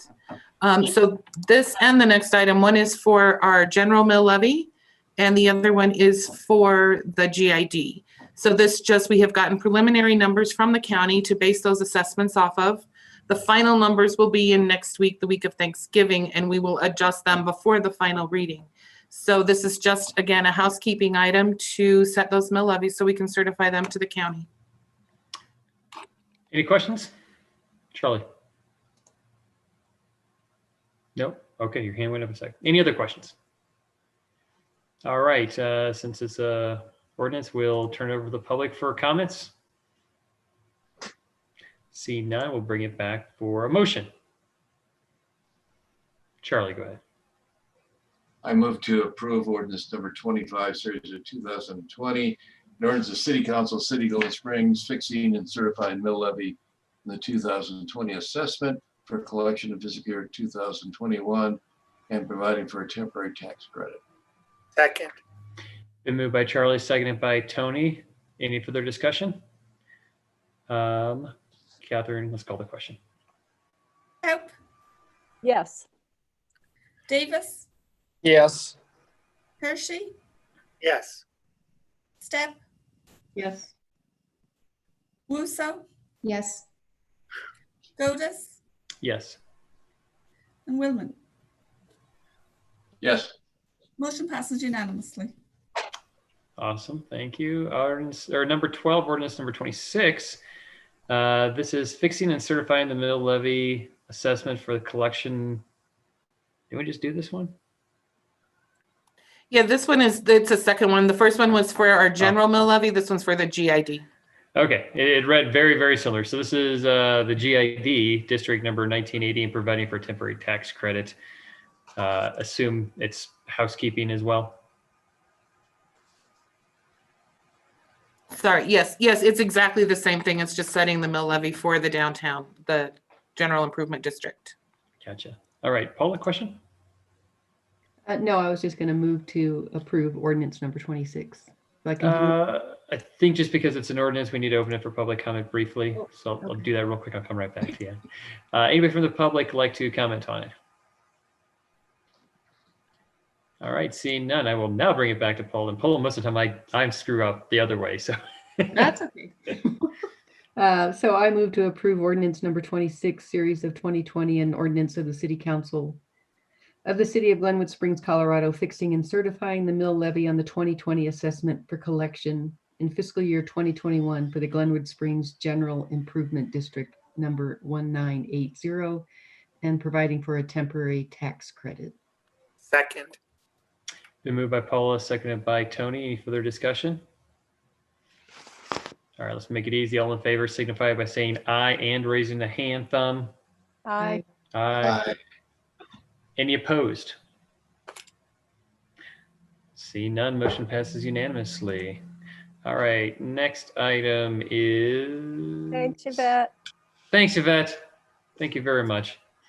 It's number 13, ordinance number 27, amending sections of titles 050 and 070 of the Glenwood Springs Municipal Code related to regulation of marijuana businesses within the City of Glenwood Springs, Colorado. We're 9 minutes behind. We need to make it up somewhere. So this is where we're going to do it. I think I'm promoting Trent to a panelist.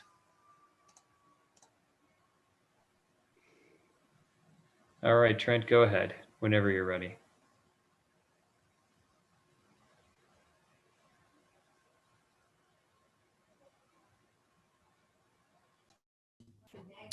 Hey, good evening, Mr. Mayor and City Council. Trent Hyatt with Community Development here. I will share my screen with you, and I do have a very brief presentation, so we will make up some time, but I also wanted to leave some time for you all to ask any questions if you do about this particular item. So quickly, just a little bit of background on this proposal. The current regulations that the city operates under for marijuana-related businesses were adopted in September of 2015. And the premise of these regulations is that they require a special use permit or special use review for any cultivation, medical establishment, or retail marijuana establishment. And we operate with buffers from a couple of things that we have deemed as being sensitive here in the city. 500 feet from existing schools, K through 12, licensed through the state, and 900 feet from other marijuana related businesses. And this came about back in 2015, just due to the fact that there was kind of a lot of these popping up in our central business core district, and 900 foot was a way to kind of keep these, spaced away from each other, let's say. The Planning and Zoning Commission and City Council has kind of been a bit concerned about the proliferation of this use over the years. More so the Planning and Zoning Commission for the last couple of years, and then more recently City Council. And to the point to where there was a work session back in the spring, and City Council directed the Planning and Zoning Commission to go forth and take a look at this and come back with some recommendations for you. They did so at 3 various work sessions and or considerations of the ordinance back in July, August, and September. And what they ended up with was a request to increase the buffer for schools and existing businesses from 500 and 900 feet respectively, both to 1,000 feet, as well as to add some additional buffers. One being for parks, mental health facilities, as well as drug treatment facilities. They also wanted a little bit of clarification about the occurrence where a marijuana related business ceases operation and what happens with that existing permit. We had at the staff level interpreted that it would lose its vested right to operate after a 3-year period. We're trying to clarify that is the case moving forward. They also wanted to add not a cap, but a density maximum related to the city's population, so that you could have 1 retail or medical business per 1,000 persons in the city. Staff also wanted to include some clarification about cultivation facilities and what that density would be. So we included a 1 per 5,000 persons in the city. And we also wanted to make some changes to recognize state regulatory documents that govern this use, as well as various terms throughout both Title 50 and Title 70.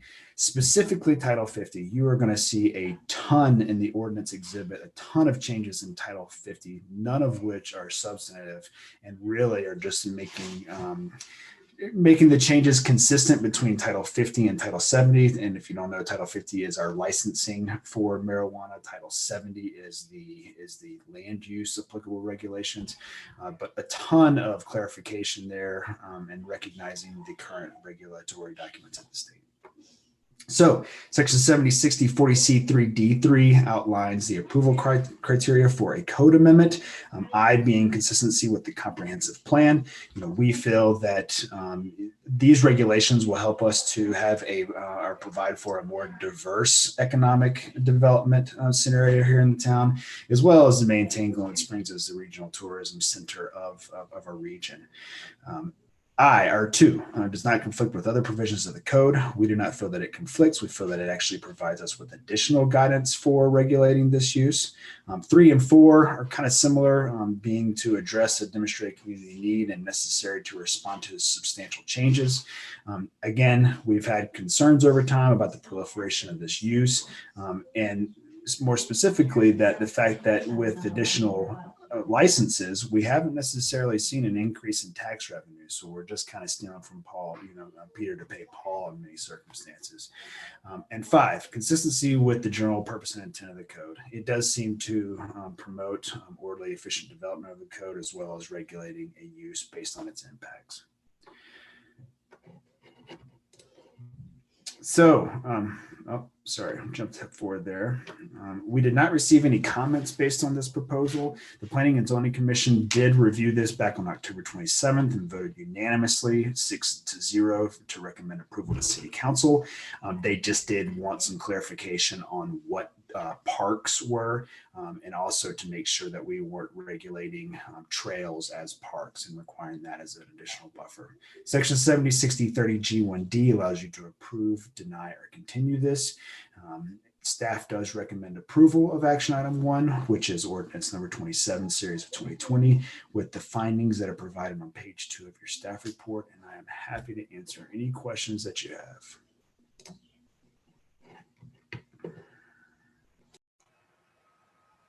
Questions? Go ahead, Paul, and then Charlie. Leading the charge again. Sorry, Trent, this is not to pick on you, but just I didn't see a parks list in the packet. Was that just because that was kind of covered through planning and zoning, and we're moving beyond that?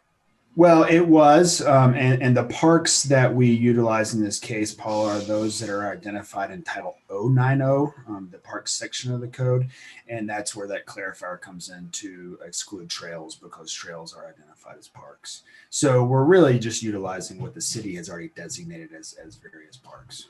And basically that's like Sarah Park or those kind of things, right? Correct. It's Sayre Park, and it does not include some of the more neighborhood parks.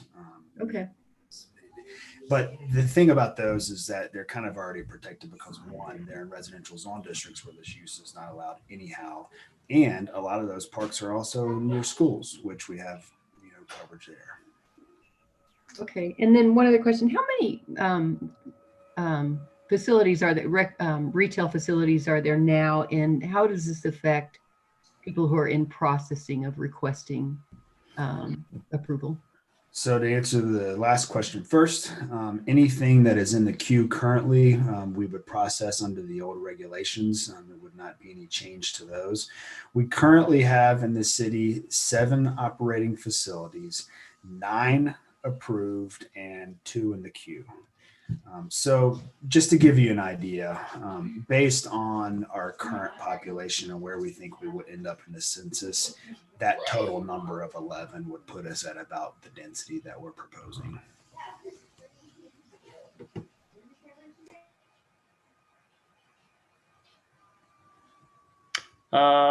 Charlie.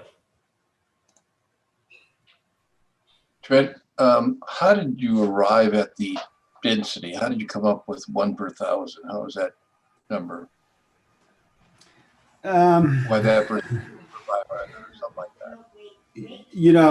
If I'm being honest, Charlie, that number kind of one runs along the line of the current number of licenses that we have.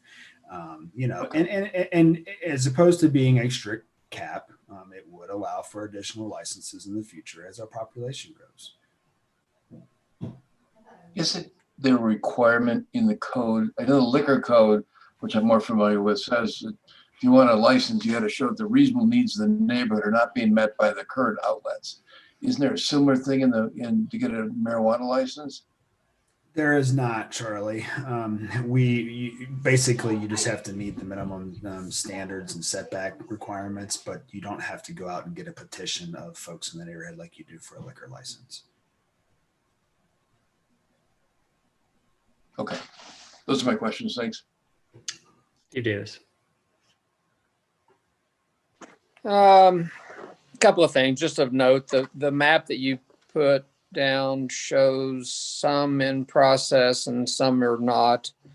The relocation of Martin's, the approval we made or preliminary approval we made on the South Grand Avenue location, but I guess that really matters not. The map has not been brought up to date.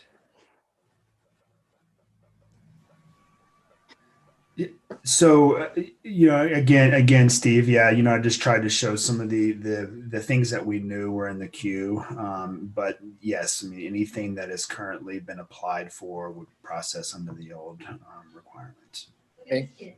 Out of curiosity, it talks about cultivation, and cultivation does not mean storing or watering of plants without grow lights. Does that can't grow with natural light? I don't understand what you're talking about there.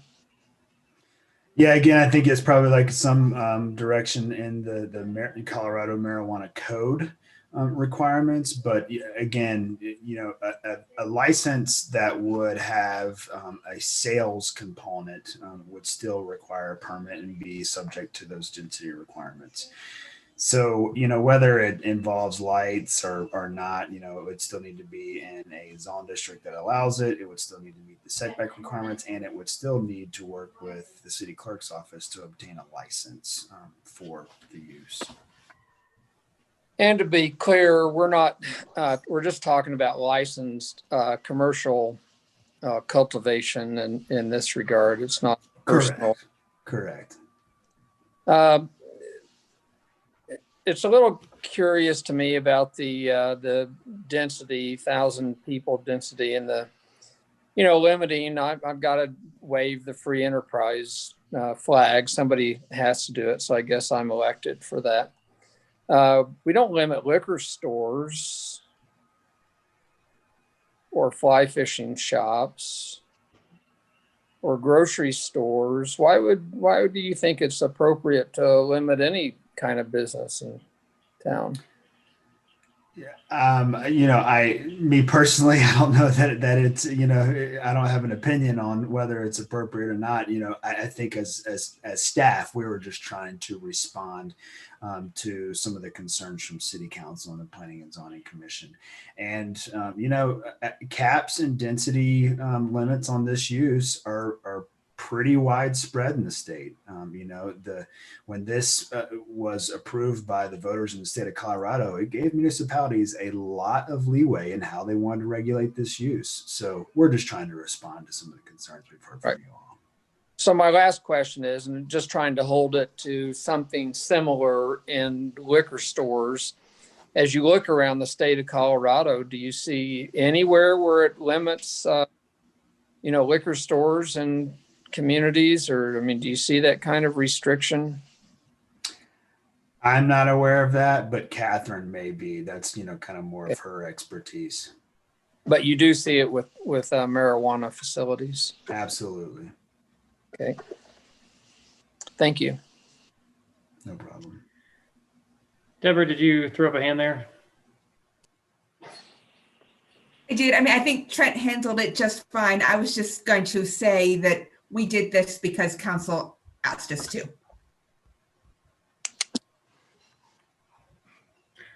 Shelley. I had a question, Trent, on, and I appreciate the map and everything, but without really digging into the map, is how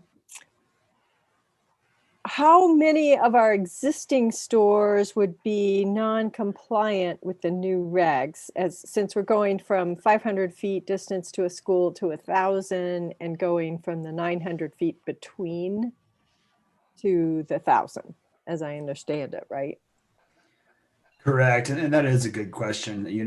Actually, I'm not actually aware of any that would be kind of pushed forward into a legal non-conforming situation at this point. The increase in the buffers, I think, were try to eliminate the ability for a significant number of additional uses to come into the city. You know, the map that I provided, and again, that was really just more of a, you know, for your benefit of understanding what the impacts of this were. We're going to have to update that map, and it's not an official part of the code. It's more of just a tool that we use to show folks these areas. But the blue map, the blue pieces on that map are the areas of commercially zoned property that would allow for this use, even with the buffers that we are adding.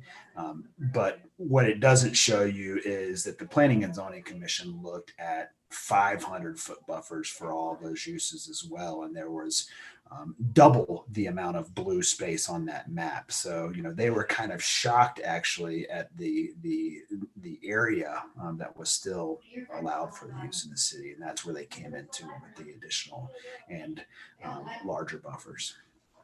Okay. And then I think Steve answered my questions as far as limiting, you know, having additional limits on retail marijuana establishments versus liquor stores. So I think I'm good. Thanks. Bye.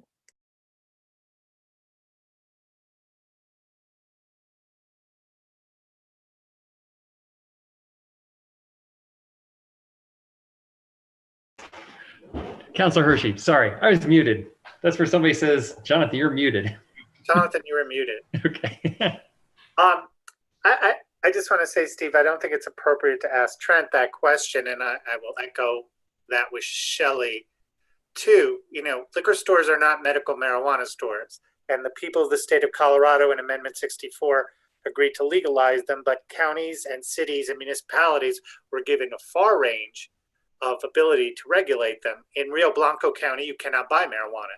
In Mesa County, I think DeBeck is the only place you can, in the town of DeBeck, not in the town of Grand Junction, you can buy marijuana. So, in Denver, in downtown Denver, there's a marijuana place every other corner. If that's what the community wants, that's what they can have. If our community doesn't want to sell marijuana, then we don't have to. So it's up to us. And I think Deborah was right. This was driven by council. Trent, I did have a question, and it's sort of a follow-up to what Paula was talking about that I wasn't clear on. Pocket parks like Lucy Downey or Sayre Park near my house. I wasn't clear on your answer. You said that there are neighborhood restrictions there too. I know, for example, the Green Joint is across the street from Sayre Park. There's a marijuana store very close to the one near Culver's, Lucy, I think that's Sister Downey. So what, could you just clarify that for me, why that's different than Sayre Park or how that's different? Thank you. Well, really the only... I think he means Axtell Park, right, Tony? Did I say Axtell? You said Sayre. Yeah. Oh, I said, how is that different from Sayre, and how is the one like in West Glenwood different than Sayre? I mean, how is that? Because those are in neighborhoods, but how does that work with the regulation? Thanks, Shelley. Tony, it's just that they're simply not designated park land in the city code. Right. Those are more of areas that were dedicated with the development of neighborhoods. That being said, 3 Mile Park is one that is designated in 090. But some of the, like a Sister Lucy Downey Park, that's a very kind of neat pocket park near me that I like. But it's also adjacent to Glenwood Springs Middle School, so it's protected by that buffer, as well as an existing location to the west as well. Thank you. I guess the point that I was just trying to make is that even those pocket parks in the city have protections because, one, they're either zoned residentially and where the use is not allowed, or they're close by other buffered uses.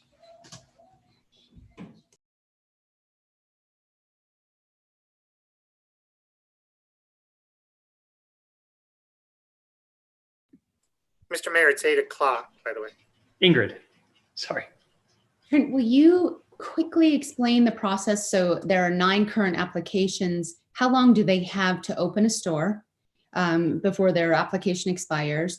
And in the event, is it the application specific to the location that they are currently applying for, or could they request to be in a different location?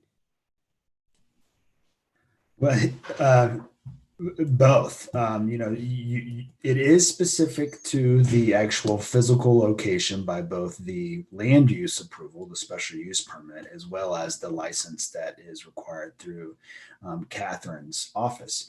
An exception to the rule is where Martin's currently is actually applying with Catherine to relocate their facility. However, they still had to go through the land use approval with the community development department to relocate to a different place in the city. So it could be both. And then for the first part of the question, if they have an open application like these 9. Yeah, sorry, I forgot to answer that one for you. So, as long as they are in the queue and have what we deem as a complete application, we would process that application unless they withdrew, which, just typically, Ingrid, we process most of these within 3 to 6 months. Our code is pretty specific about timelines for review. Thank you. I appreciate the clarity. Yeah. All right. I have a quick question of Carl. Carl, just on a macro scale, Tony said, municipalities are not given, he didn't say we're not given any leeway to regulate alcohol. And I think that is kind of the conversation a little bit that I heard from Councilor Davis and Councilor Cobb. Yeah, let me kind of describe something in Glenwood Springs that we have not done that we could is define individual neighborhoods within the community. And then that would potentially drive how we regulated the number of liquor stores serving each one of those communities. In a larger jurisdiction, obviously you kind of have to break up your town or city into those neighborhoods because you're dealing with 100,000 people as opposed to 10. Historically, Glenwood has never done that. But certainly it could if it wanted to be more aggressive licensing with its liquor licensing permits, whether it's liquor stores or bars or taverns or hotel and restaurant licenses. We certainly could do that. We just never have. Okay. Thanks. I just, there's just this kind of correlation between the two that people are talking about, and I wanted to make sure that. Yeah, and the evolution of the two regulatory schemes is a little bit different, which accounts for part of the difference in that marijuana is still technically illegal at the federal level. It's a highly regulated substance.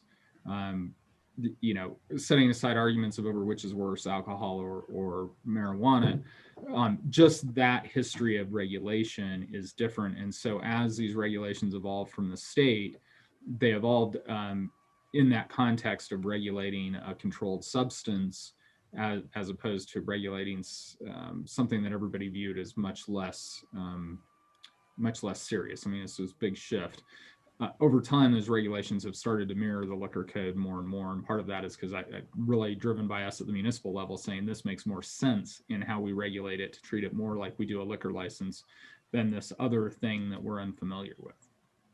But Carl, you would agree that Amendment 64 gave municipalities and local governments more power to regulate this. Yeah, I mean, I think it does because of two reasons. One is that part of the, liquor is also managed at the federal level as well as the state level, as well as the local level. Things like, taxes and whatnot. So I would probably argue that as a home rule municipality within some pretty broad limits, we have a lot of regulatory authority over liquor. I mean, if you guys really wanted to make the town dry, you could. Not sure that would be the right move on a wide variety of levels, including my sanity, but it is, you do have a lot of discretion, but you're right, Tony, that Amendment 64 was very broad in the authority that it granted. No, I'm not saying that liquor doesn't, we couldn't also regulate liquor. I'm saying Amendment 64 was very broad and passed, I think, because of that. Right. No, okay. I would agree with that. It gives us broad authority to regulate. Like, I'm comfortable with where we go with these regulations is what I'm saying. And I guess my question was just simply, we do have ability to regulate alcohol. We have the ability to regulate marijuana. We have the ability for controlled substance. We have a lot of ability to regulate that. That was the only thing I wanted to clarify with my question to our council. Any other questions for Trent, Carl, Deborah, Steve, Matt? No? Okay, I'd love to hear from the public. We have a few people hanging out. You have 3 minutes. Please give your name, address, and try to stick to your 3 minutes. Come on. Okay. I will bring it back now for further discussion and or a motion. Oh, hey, you know what? Hey, hold on. As soon as I bring it back, I see all these hands from the attendees go. Say that they popped up, but out. All right. Let me reopen back up public comment. Mr. Sullivan.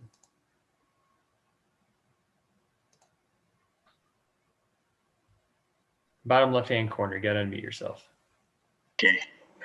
Jonathan, can you hear me now? I can hear you great, sir. Awesome. Good evening, council. Great to be with you. I brought this before you, I think, 4 or 5 months ago in hopes to keep a reasonable number on what the community needs were and keep those of us that were involved from the very beginning and in hopes that we could have a fair and level playing field. We've been shut out of other markets in our business and look at other things. And I just want to say we employ folks. COVID's been better to in this crazy economic environment. Not as harsh to our business as it's been to many others, which my heart goes out to, but it's still nonetheless affected. And I just would like to say the coffers of the city don't go up anymore from a tax perspective. There is a general perspective of enough is enough. We don't need a liquor store in every corner. We don't need a pot shop on every corner. And we're probably enough is enough. So, well, I appreciate the good efforts and conversations that have gone on for the last 4 months between P and Z. My position still maintains as a local business guy that's been here forever in this industry that enough's enough. The 7 or 9 or whatever you have to process, it shouldn't be tied to population. It should just be enough's enough. I don't know that we need any more. This community from its legislative and regulatory perspective has been much more friendly to newcomers than many of the others. Basalt allows 2, rifle allows 3. We're at 7 going to 9. Enough's enough. At any rate, I appreciate, the most important thing I'm going to say tonight beyond all this is that I appreciate and love your service, all of you. It's amazing what you guys do, especially in this crazy time. And it's not easy to give up what you guys do to make sure we do well. And I just want to say thank you. At any rate, that's all I have to say. Thank you very much. Well, gosh, Dan, if you're going to be that nice to us. Hey, and thank you, Dan, as well. For those who don't know, Dan Sullivan's on our financial advisory board and is a great contributor towards that board. So thank you for your service, Dan. Renee Grossman, bottom left, unmute yourself if you would, please. Hi, how are you? Renee Grossman, 314 Sopra Circle in Basalt. I own High Q. We have 4 retail marijuana stores in the Western Slope. I've tried to buy 2 different stores in Glenwood Springs that didn't work out. I actually had a question, which is I really wanted to understand what that 3-year vested right means and how that dovetails with the fact that the licenses are only 1 year. And for example, if you get your state license and you don't open locally within the year, you can't renew your state license. So I was just trying to understand how that provision works.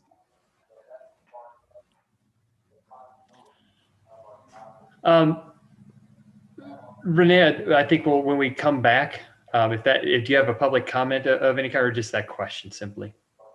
Really just that question. Trent, would you mind jumping on and seeing if you can respond to that? Yeah, I don't mind at all. So, Renee, it's a good question, and just to break this kind of into two parts. You're referring to licensing through the state and/or through the city. So that's more like a business license. Your business license for a marijuana-related use renews annually. You have to work with Catherine in the city clerk's office to renew that license annually. Vested rights is related to a land use approval. So it's what the Colorado statutes give you as an applicant. It's the period where you're allowed to maintain a use if the city were to change or further restrict the use through our regulations. Okay, thank you. I may follow up with you Please do. afterwards. Thank you. Thanks, Renee. Appreciate that. All right. We'll now bring it back. No head fakes this time. Anybody else? Okay. Go ahead, Charlie. Is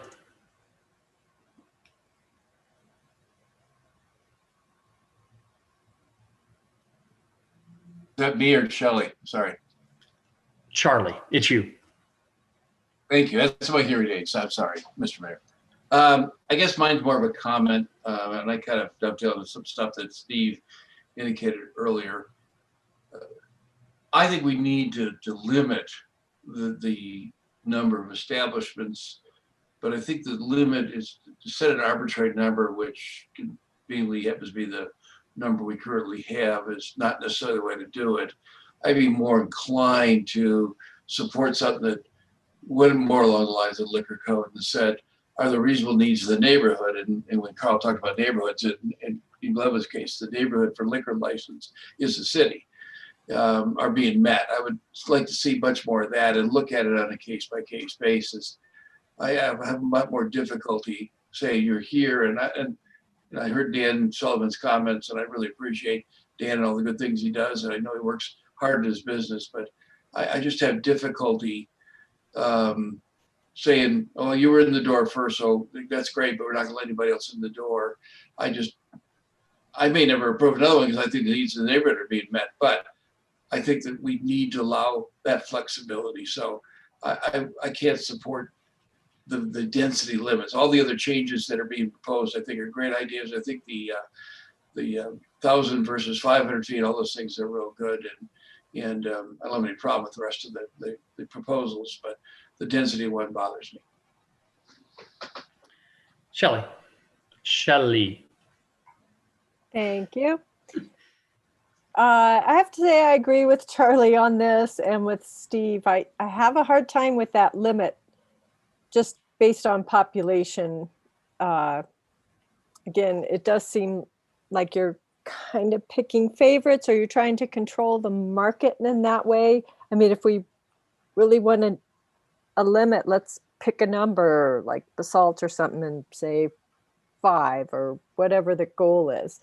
I don't really support that, though. I think the market will kind of bear what the market bears. So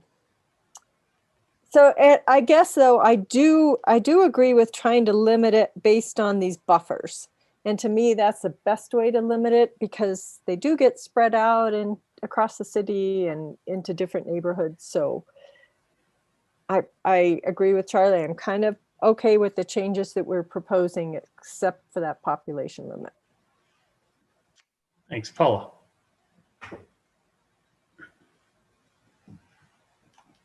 I understand the free market part of that, but I think this is we still need to consider the part of what we're making available to the community, and we do have a number of stores and a number of applicants lined up and ready to be in this community, and we could say, as Charlie said, we could do it case by case, but I think it would give some parameters if people actually knew, we're done, we're full up, and I looked at the chart that Trent provided And I thought that what we were proposing was fairly reasonable, 1 store per every 1,000 people. And with the growth of Glenwood, that means more stores, and we're supposed to have lots more people coming into this area over the years. So I'm okay with the density limit, and I would support that. And I definitely would support the buffer, because I feel 1,000 feet is a much better parameter when we're talking about schools and kids and parks and rehab centers and that type of thing. So I'm for the density limit, thinking that there will be growth when there is growth in Glenwood. Thanks, Paul. Steve, and then Ingrid. Well, I'm just gonna, I guess, at no surprise to anybody, tell you where I'm at. I support all the changes except for that number. I can't get over the number. I can't put a taxi cab medallion on everybody that got here first, that all it does is increase the value of their business because they got their foot in the door. I think that the bubbles that you create around this really do spread it out. And I think that that will take care of the continued growth in that industry. Personally, there's plenty of pot shops in this town, and I'd hate to see any more in here, but I just don't like to see big government come in and start telling you how many ice cream shops you can put on Main Street, and whether it's ice cream shops or pot shops, it's all the same thing. It's just government controlling business that way. So I would support a motion for all of that, except for that number. Ingrid. Thank you, Steve. So I had an opportunity to explore the different communities around the state. And, we've had 5 years to kind of normalize here in Glenwood with a very, some buffers, but definitely a laissez-faire approach. Ultimately, I feel like there's quite a few in the downtown core, which kind of supports the tourist economy of the industry. I also feel like so many have moved in that, and I don't have any quantifiable measure to see this, but I think that they have kind of absorbed up some very premium commercial real estate, which could potentially drive up kind of a supply demand cost to other types of businesses because they are so prolific. So I'm very supportive of this and do definitely feel like we have enough. But I also kind of resonate and echo what some of the other councilmen say, and that if we put a cap on it, what we ultimately do is make a kind of an artificially inflated value on that business, because there can't be any more. And Montana is a great example with their liquor licenses, that they sell for a premium because there's a cap on how many they have. And I don't want that. I'm in agreement that government needs to back off a little bit. The buffers are very comfortable for me. We've had 87 years since the 21st Amendment was passed to kind of normalize our alcohol use. We've had 5 years here to kind of find our balance. So I too would agree that I'm comfortable with the buffers, but not with the density. Can I ask a question real quick of Trent before I recognize Tony real quick? How are the buffers differ, just very briefly, that's being proposed than the buffers that we have for liquor sales? So, Jonathan, that's a good question. We do not have any buffers for liquor sales in the city. So we could have 5 liquor stores right next to each other, right next to a school or a park? Sure. I mean, in terms of distance requirements, I mean, they would still have to obtain the support from the neighborhood, saying that there's a need for 5. So we have no Jonathan, distance? There's a distance limit from school. That's what I thought. That was my question. The city actually has stricken that requirement from our general alcohol sale requirements. So that's a general state requirement that we do not adhere to here in the city. That's news to me. That's what I was asking, and I asked like 3 times. I'm very surprised by that, as apparently you are, Charlie. Sorry to interrupt. Jump in line. I just had that clarifying question I needed to have answered. Thanks, Trent. Tony, go ahead. I agree with everything that Paula said. You know, Steve, you talk about big government, but there is not a more, this isn't fly fishing shops, and it's not even liquor stores. There's not a more regulated business in the state of Colorado than marijuana. You can ask Mr. Sullivan if he's still here. Every single gram of marijuana is marked, it's scanned, it's accounted for. It is illegal under federal law.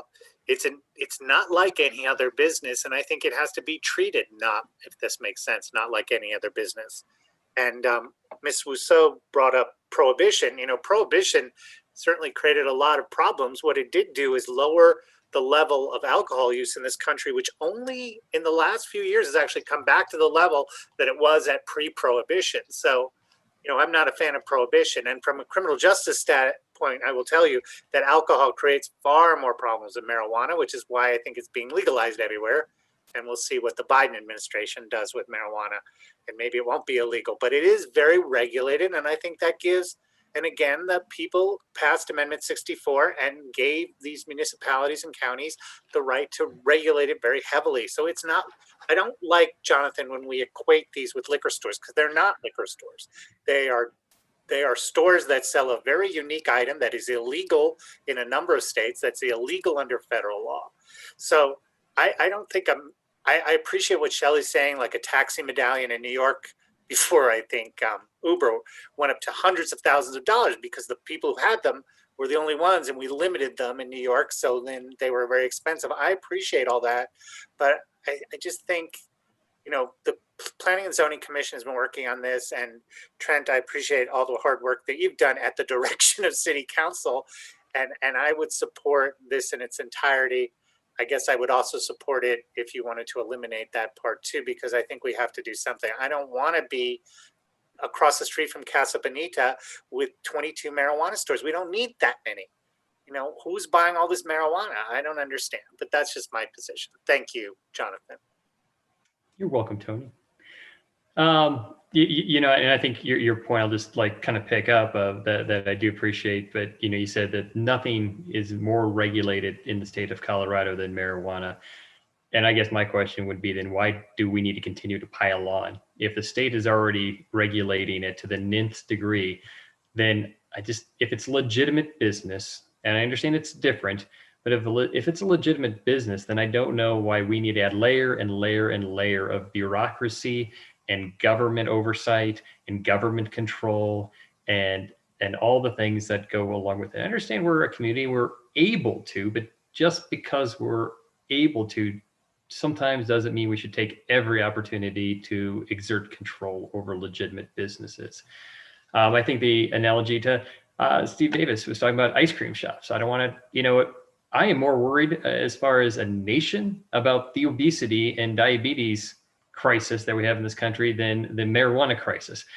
So I know you said that kind of flippantly, Councilor Davis, but other municipalities have considered a sugar tax, and we're not very far off from a world where we're going to limit the number of ice cream shops because of the sugar, because that's far more dangerous to this country's health than marijuana, in my opinion. I don't know what somebody asked, what is a reasonable number? I don't know what a reasonable number is, and none of us do. None of us can say this is a reasonable number. We're taking, you know, whether it's 15 or 5 or 1 per 1,000, we're just picking a number out of the air about what is reasonable. And Dan Sullivan, I appreciate you, brother, my bearded brother from another mother. I love you, but what I'm worried about is this is a slippery slope, because I mean, another council 2 years from now, 4 years from now could say, you know, we have too many. And we need to actively start pulling licenses. And are you so sure that you're not going to be the one that gets their license pulled if we have future council that says, you know what, 3, like Steamboat, only 3 in the entire, 15,000 people. I wouldn't count on anybody being safe if we start down this slope. I personally, we don't have one in South Glenwood. The needs of the neighborhood are not being met because there's 5,000 people between 4 Mile and South Glenwood, and we don't have one. So I guess I'll push back on the needs of the neighborhood in that we don't. And I guess I'll just wrap up by saying I do think if it's a legitimate business, like I view it as alcohol, and we can have that conversation. It sounds like we've had this conversation about whether it is or isn't or should or shouldn't be. But if we are equating it, if I equate them on the same level, then I think we should treat the buffers the same. We should treat everything similar. So I'm not going to support anything that treats it any different than alcohol. They're both controlled substances. As Councilor Hershey so rightly opined, alcohol is a much larger problem. I would, if Chief Darris is on the line and wants to correct me, that it is, policing has gotten much more difficult since the legalization of marijuana, then I will stand corrected. But until that time, I think I would, if we want to do this and have buffers, I think we need to bring back to council a conversation about buffers in liquor stores, because that's as much of an issue as anything else. And I don't think we want to start over-regulating liquor. And so I don't know why we're really doing this now. That's my 2 cents. Okay. If I can, Jonathan, because you guys asked us to, that's why we're doing it now. That's a hypothetical the council are, that was not aimed at staff or P&Z or any of the other people. I'm being hyperbolic. Thank you. Paul and Ingrid, if you have some quick comments, that would be great. Yeah, I just, one thing that I wasn't really going to bring this in, but I feel like it's important just to your current statement, Jonathan, is liquor has gone through an evolution of regulations, and one of it is alcohol content. And there is no regulation yet set up for THC content for marijuana. And some of this marijuana is extremely potent. And especially when you talk about some of the gummies, yes, that type of thing, and tabs and things like that are readily available right now in these stores. So I think, and I don't think we can compare this to liquor because it's not apples to apples. We're talking about 2 different products, and some with much bigger regulation on it than we have in a marijuana pot shop, recreation retail shop. And I think we do need to have some concern on what's available in our community. So I'm countering you on the idea that it's the same as liquor, because it's not the same as liquor. And that's a philosophical conversation that you and I could probably go rounds on. But I will correct you that the state does regulate the amount of THC in candies. They didn't originally, but in the last 3 years they have. It's 10 milligrams. Typically, and it's clearly not regulated in the marijuana that you smoke or bake into your chocolate chip cookies, or it's not regulated in tabs. So it's not the same thing at this point in time. Okay, I will acquiesce to that. Ingrid, go ahead. Ultimately, I think the reason we're having this conversation is because all of us, even when I was on planning and zoning, had people come up to us and say, in our community, we have enough. And it's a general, it's the general sentiment that I hear from people, especially when a new application keeps coming up. There's a reason that it requires a special use permit. It's because it is a controlled substance, but it has an impact on our kids too. And I think that we would be negligent if we didn't put some tighter boundaries on it that are a little bit more comparable to surrounding communities in Colorado. There's studies that say that kids in our area use more marijuana than a lot of the other surrounding communities that have lower levels of accessibility and store numbers. So for me, I have young kids. So for me, I think that this is for the betterment of our community to put stronger parameters on it. And that's why I can strongly support it either as it's written or as it's written with the amendment taking out the density language.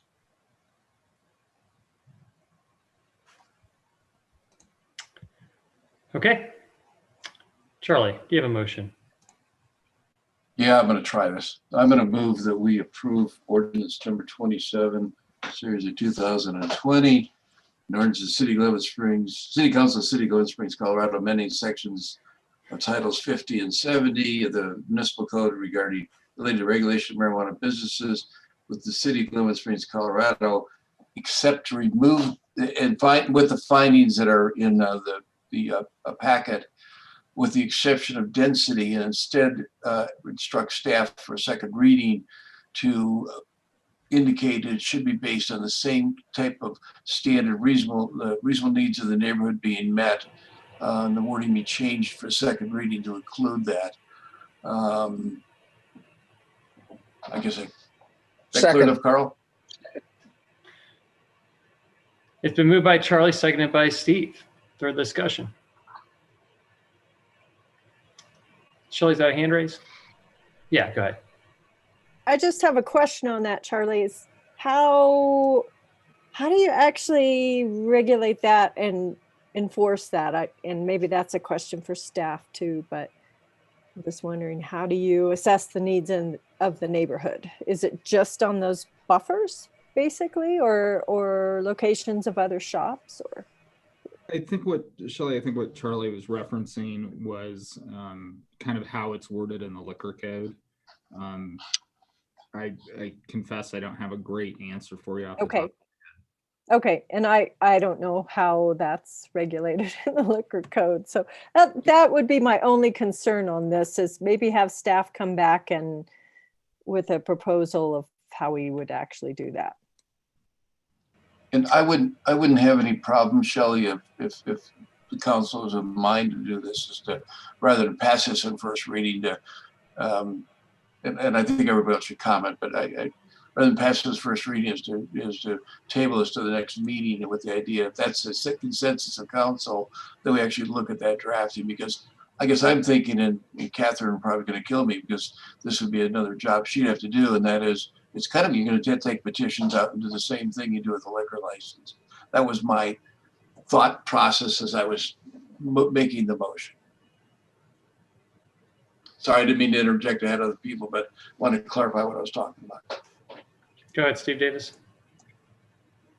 Well, to Shelley's question, I guess, as I seconded Charlie's motion, in my mind, the buffers that would be put in place actually define the needs of the neighborhood.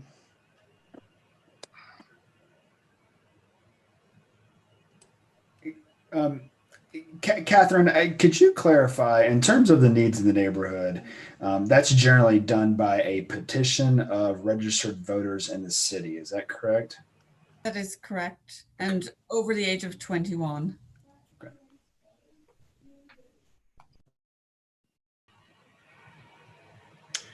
That just seems onerous to me, but input from staff would be helpful. Yeah, I don't want it to go that far either. I think by laying down those buffers, that's what I'm looking for, to kind of limit the number of businesses overall that could come in. And like Jonathan says, go out to South Glenwood, there's nothing there. There's nothing in that buffer. So I hate to get to the point of regulating it like liquor, to where we have to have petitions and all that. I've been through that a few times sitting on this dais, and that certainly goes beyond what I think is needed in this case. Can I propose an amendment, Charlie, to your motion, that you propose the same motion but take out the part about the extra level of scrutiny on the neighborhood's level of need? And can I propose for the mayor that as part of this, that we have to have a marijuana store in South Glenwood, and Ms. Grossman has to open it, or Mr. Sullivan? Because he seems very intent on having one in his neighborhood. I got a liquor store next door. I have nowhere to buy marijuana. I understand, so we need to address that since we're messing with the free market. It's too close to school. Oh, sorry.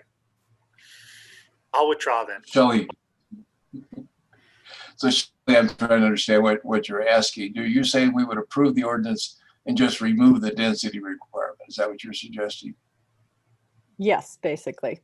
Correct. And I would second that amendment. I haven't agreed with you. Let me just think about it. So, okay. I'll amend it, and Steve sounds like he'll second it. So we just remove the dead zone. Any further discussion? All right. You hearing none? Catherine, let's call the question. Hershey, Yes. Davis, Yes. Cope, Yes. Russo, Yes. Godis, No. Stepp, Yes. Willman. Yes. Motion passes. All right. Thank you. Nick, thank you very much, Trent. Thank you, Trent, so much. Appreciate it. Great job. And thanks to P&Z for all the hard work they did to get us to this point. Let's see. Where's my agenda? There we go. Okay, this is. Oh, are we done? Yeah. Okay. Report from city administration, city manager update. I have two things really quickly. Jen, would you go first and stick that lovely picture up so I don't screw it up?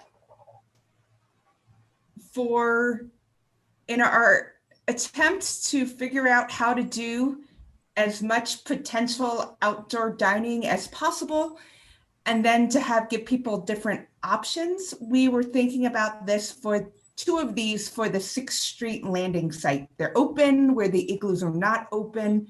They're different, and we've tried to keep 7th Street different from 6th Street. So it would, they're not as warm as the igloos, but they give people a different option. So because it was tonight, I figured I would get whether you guys hated it or not before we did it. I like it. Can you email me that, Jen? I can't see it that well. Or I maybe. like it as well. Thanks. It's hard to see, but like the little picture. Oh, there. That's better. Thank you, Jen. It's cute. And was there a heater show to one of those smaller things underneath?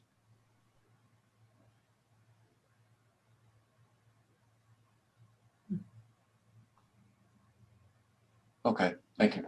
Could you go I like back it. I do. where the people were in it? Yeah, there. Thanks. So if we would order 2 of these, and we'd have the 6, we've ordered 6 igloos, and they would be on the other side of the river, and then we'd have 2 over on 6th Street landing site. And I think we're trying to also order stuff that we think we will use again at some point, or stuff that might be happy living there if people like it. Deborah, do these close up after hours to kind of vandal proof them, or are they just open? I think this is why we need the security if we're going to do this, and that might be a not insignificant cost. Okay. We're planning to use the CARES Act, like recycled $100,000 for, along with getting them cleaned and buying supplies. And I'm not trying to say any of this is going to be easy. There's probably a reason why a lot of municipalities are not doing this, is because it's going to be very difficult. But I still think we got to try. Yeah, I think it's worth a try.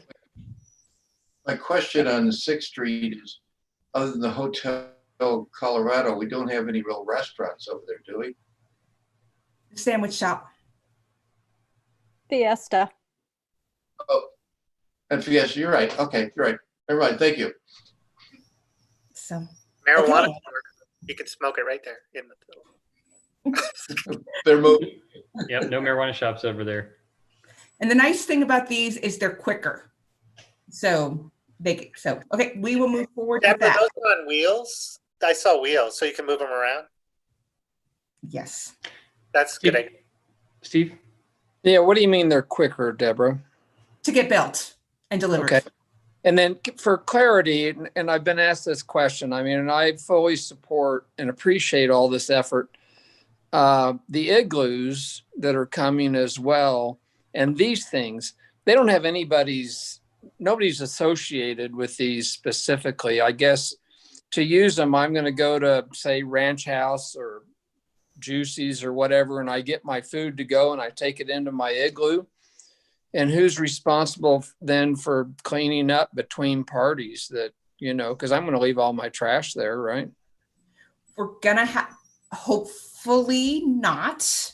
I think we're going to put it on a cleaning rotation, but that is not between every dining experience. It is us, because no restaurant can do it. And I think we're just gonna kind of have to see how it goes. I think we're trying to think about how to get cleaning supplies in there and wipes in there so people can wipe them down. Yeah, and hopefully they will. But you wouldn't expect a restaurant to, like, they don't know that I've gone in there with their food and they're gonna bust that table or anything like that. So they're totally not associated.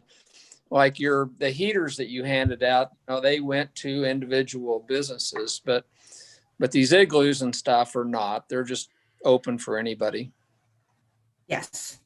And Newcastle did it that way this summer, and they really seem to think it worked. Now we have more people coming through than Newcastle does, so we might have a slightly different clientele. And Brian may kill me before this is over, but... But can we have signage in these units, Deborah, that will tell people like what's the protocol for picking, you know, disposing of their trash and maybe even cleaning up as best they can? We do have a wonderful sign shop. Jen, you wanted to say something? I just was going to say that I think the idea is for 2 of the igloos hopefully to go on the Cushman King Bethel lot. So in those cases, we would associate them with the food truck with Agnes if she is willing. And so that those would be different, but there are tables there today. And I think folks bring their ice cream or whatever over there. So hopefully that could still happen. And I think our plan is to have signage. Steve. One more thing, you know, and it's related to this, but some of the conversations I've had, and everybody greatly appreciates the heaters, but the, you know, just buying the propane is so expensive for these heaters. If there was ever any additional grant money or dollars laying around, it seems like that maybe we should consider having an allowance that we would give per heater to try to offset some of the cost of keeping the propane in those things. I know it's good for their business, but it's not always as good for their business enough to pay for all the propane that goes into those things. I mean, you almost have to change those tanks out every couple of days. You know, it's a lot. And anyway. Jen, me if I'm wrong, but I think when we said we would do a $6,000 grant to winterize, that was one of the things we did cover. Jen, am I remembering that correctly? Right. So we put out a call for folks to be able to give us some ideas of things that they had paid for or were going to pay for winterizing that was not part of the CDOT money, which was the original money. We had to own those things and lend them out to the businesses. And so the second round that you approved at your most recent meeting, I think, was allowed us to do some different things. So we put out a call for winterization. Some of what we got back, a few people put in the propane. I actually think it was maybe even just 1 or 2. And then we're thinking about taking the remainder of those dollars that you said that should go to businesses and then splitting them up equally among the restaurants that didn't already get that $6,000, if that makes sense. So let me know if you have questions. Yeah, some restaurants have 2 heaters, right? Some restaurants have 6. So it almost seems like it would be, you know, so many dollars, I don't know, $25 a month per heater that was given out or something like that, if that was ever came up. If you're ever scratching your head trying to figure out how to spend more money. Can we just have staff maybe just determine this so we don't have to legislate how much money each individual heater is worth from the dais? Oh, I'm not looking to make a motion here. Okay. Can we move on? Yes. Okay. Thank you. Thank you, guys. And Steve, yes, I mean, I think we're going to try to continue to do everything we can. The last thing we have is Steve Boyd was going to give you guys a real quick update on the airport report. We gave this report to the airport commission this morning. Yep. Hi, everybody. I'll try to be brief here.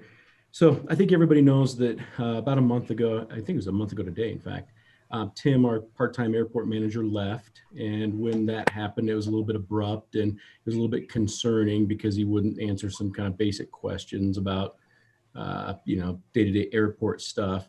So Deborah asked me to, kind of go out there and get our hands around, what's happening day-to-day, where we have liability, that kind of stuff. Linda Dupriest, our interim airport manager, helped me start collecting the leases and getting the paperwork together and the vendor lists and all that kind of stuff. Deborah arranged for somebody from the Grand Junction Airport to come out, an operations person, just kind of walk around with us a little bit and make us smarter about what we're doing and not doing and should be doing. We also had the Pitkin County Airport manager come by for a little while and do kind of the same thing. And we brought Matt and Jake and their team out to, look at how to plow the runways and make sure that we could absorb that into their workload. And, Matt kind of helped us look at electric and water needs and all that kind of stuff. Helped me understand some fencing options and costs out there. Terry Parch, got trained on the whole NOTAM thing, which is notice to airmen, that we haven't really been doing as well as we should have been doing. So we're communicating better that way to sort of the flying public. We've got radios for our streets team when they're plowing and so they can communicate with each other and communicate with aircraft that might be coming in. We asked Chief Tillotson and Greg Bach, the fire marshal, to come out and just kind of look at code issues that we've got, specifically around the fuel station and that kind of stuff. Chief Darris came out and helped just kind of do an assessment of security out there and stuff. We had Alyssa and her team out today, and they were out looking, okay, can we see line of sight from the boneyard, and can we connect to that wireless, and can we get wired here so that we have a little bit better functionality in the FBO, the fixed base operation, the house out there, and can we get plugged into the fuel system so we get more accurate and timely information and that kind of stuff. Brian and his team have been involved. They're doing a deep clean of the building itself and helping us with some COVID related stuff. And, they're kind of looking at, furniture for the office that we might need and, trying to get a sunshade in so that poor Linda's not baking there all day. So that's kind of what we've been doing to try to get our hands around stuff. We've talked to a lot of pilots and a lot of the flying community and stakeholders out there along the way. And I think there's been a little bit of skepticism. Once this happens, it's hard to unring the bell. So, now once we're involved in looking at stuff, we got to be involved in looking at stuff. Eric Strotman was kind enough to take me to a couple of airports. We went and looked at Leadville. We went and looked at Kremling, talked to the airport managers up there, saw what they were doing, tried to pick their brains a little bit. We had a commission meeting today of the airport commission. So we brought everybody on the airport commission up to speed on kind of what we're doing. We had what I thought was a really useful discussion with those guys and got some good input. We invited Strotman, who, heads up the Pilots Association that kind of operates out here, and Steve Carver, who runs the Friends of the Airport, just to keep everybody in the loop. And, the goal was just to, see if we can find a way to keep the airport open, mitigate any immediate liabilities that we've got. And just kind of have a plan to bring things into compliance and keep moving forward. Along the way, we were advised by a couple of people that we should really get a professional consultant that really knows their way around this world in. We did that. A guy named Ken Lawson came in from Broomfield. He was out here for 3 or 4 days. Talked to everybody that came by, did all kinds of work for us in terms of trying to get a daily checklist together so that we're doing good FOD inspections, which is foreign object debris on the runways. And our NOTAMs are coming out right. The weather system is doing what it's supposed to be doing. We're sumping the tanks daily like we're supposed to be doing. We've got the right signage up so everybody knows what they need to know. There was a report that came out. I think you guys have all seen that. It's just kind of a draft report. There are a lot of things that are addressed in there. There are really 3 sort of key things. The first one is the fuel system. We've got a little bit of a cobbled together, Frankenstein type of fuel system out there. There's 2 types of fuel, And we really need to deal with that. It doesn't meet code and it doesn't meet some security and some safety metrics. So that's sort of at the top of the list. The next thing is management out there. We need to really think about who do we need to have out there? How much do they need to be out there? What are our options? Do we really want to hire somebody on a part-time basis or even a full-time basis? Do we want to outsource it for a little while, for a few months, or, maybe even a year to a professional FBO, fixed base operation, management crew that has some resources that can help us, just to make sure that we're operating in a safe and fair manner, here in the near term. And then the other thing that came up that I think is going to take some resources and a little bit of time is the fixed base operation itself. Right now we're leasing a little property that's probably not big enough for quite big enough for what we need, adjacent to the airport on private property. And we're going to look at some options to maybe bring kind of a temporary FBO into place, relocate the fuel system to make it a little bit more accessible, all that kind of stuff. Budget wise, the airport will about break even this year. It's got about $150,000 of liquid reserves available that we can utilize to solve some of these problems. In addition to that, we let the federal government use the airport during the Grizzly Creek fire operations, and turned out they pay pretty well. So we earned about $100,000 from doing that over the last couple of months. So we've got about $250,000 of assets to kind of work with, when we go down this road. In terms of next steps, I think the first thing we need to do is get our hands around the fuel system. And specifically, there's a fuel pedestal out there that is failing. It's not really doing very well. If that fails, we're dead in the water because we won't be able to deliver fuel into any of the aircrafts. It needs to be replaced. We've got it in the budget for 2021. I think we have $25,000 in the budget for that. As we've shopped around a little bit, I think it's going to come in at or below that number. We'll probably be back to you guys with a request for a supplemental to pull that forward and just source that and get it in as quickly as we can. So that's kind of the first thing. The next thing is to continue to get our administration together. We need some contracts with people to do some work out there. Carl knows his way around airports pretty well. That's been really useful. We need to get our hands around the day-to-day management operations and make sure we've got a good daily and weekly checklist so that we're safe every day. We'll get together some options for the FBO that we'll bring back to you guys, in a December or January meeting, I think. And, we recognize that there's just a lot of uncertainty right now. We don't know what's going to happen with Southbridge. We don't know what's going to happen long-term. So anything we do here, we'll try and prioritize, flexibility and make sure that we're not spending a bunch of money and putting something in the ground that is hard to move or hard to change direction on if we need to change direction. So we've got another airport commission meeting coming up so that we can get a little bit more input from those guys. And I know there's more Southbridge information that's going to be available to us pretty soon. So, we'll keep going down that road a little bit, and then we'll be back to you guys, a couple of meetings from now with another update and to kind of get some direction for the next steps. So that's kind of what I know about the airport. Thanks. That's a pretty comprehensive report for a city manager report. I think, I think we should get it on. I believe we're scheduled with Terry Parks to get it on the next agenda item. I believe that's supposed to come back, the 60% design without the tunnel. So I think we'll have more information there. Charlie, go ahead. Steve, I know that you expected to know everything about airports when you took this job, so I appreciate all the work you've done. So did I understand you to say that we already have in the 2021 budget to fix this fuel area? Well, we have a fuel pedestal in there. It's a capital expenditure for $25,000, and it basically is the delivery mechanism. Think of it like you go to a gas station. I understand that, but it's just that. My question was, can I object to this? It's not an agenda item. There are people in this community who care about this. This is city manager comments. I would ask that we not discuss this until it's on the agenda. And I'm going to ask that we terminate this conversation. It's not fair. I appreciate that, Tony. I'm not asking that we take any action. I'm asking a question about the budget. Even this is it 20? Fair. I don't see this on the agenda. I have an agenda in front of me, Charlie, that says city manager update. It doesn't say update on the finances of the airport, and it's not fair. People are interested in this issue. So I'm going to tune off now. Thank you.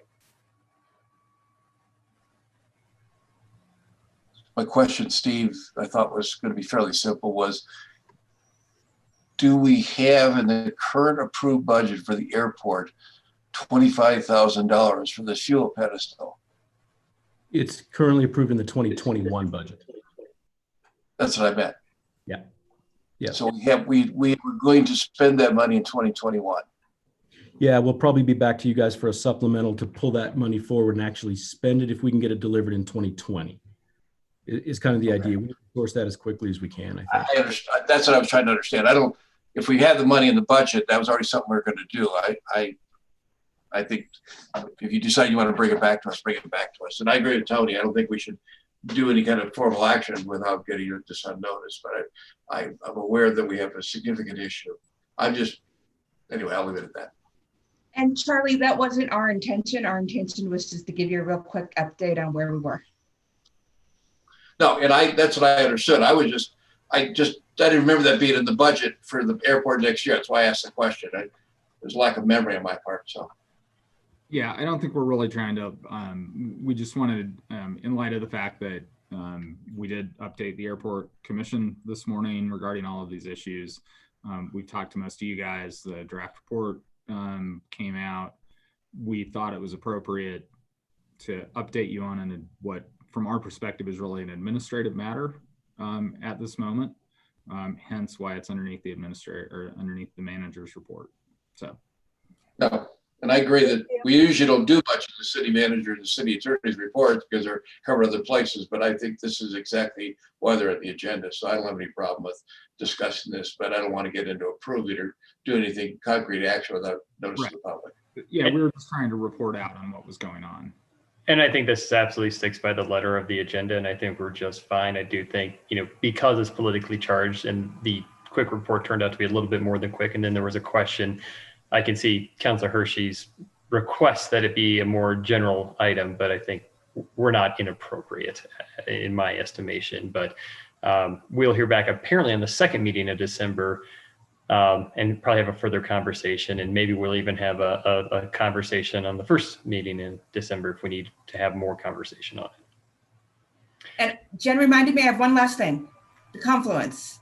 I know, I'm so sorry. The what? Had asked us to bring back the confluence discussion. The what? Confluence? I'm sorry. Oh, 8th Street Crossing? Is that? I'm sorry. I just didn't understand what you're talking about. You guys had asked us to bring back 8th Street Crossing. Jen and I talked about it today to bring back for the next meeting, and I realized I didn't quite know what you wanted. Are you looking for a presentation from the developers again? Or are you kind of just looking to talk about it and see where you want to go? And then I promise I'm done.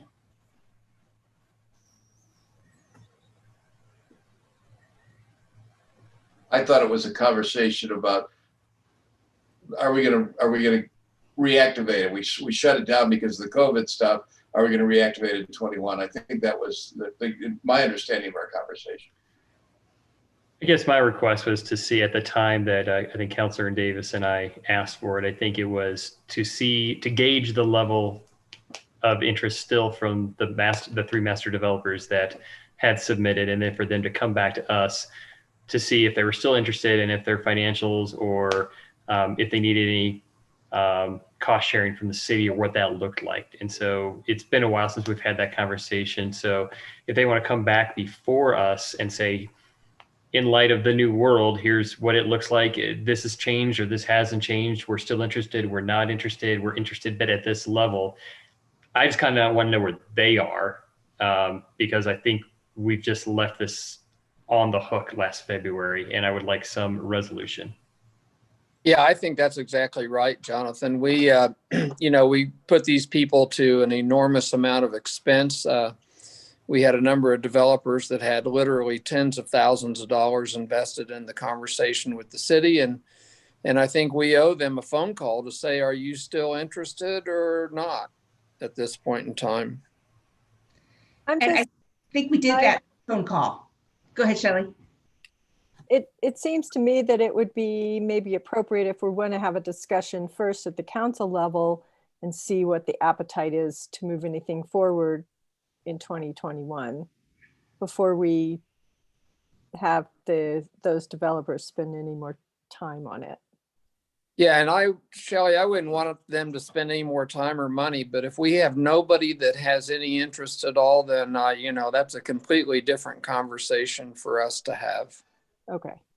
So it'd just be worth, I think calling them up and say, hey, are you interested or not? If you are, then yeah, I agree. Then I think we need to get it back on the agenda, come back to council and let's have a discussion about where we go with that interest that's out there or not. And I could be wrong, but I think they've all at least showed interest in talking. So I think that brings me back to, do you guys want to talk to them directly again, or do you want to have a conversation among yourselves first? I think it should be among ourselves first, but that's just my opinion.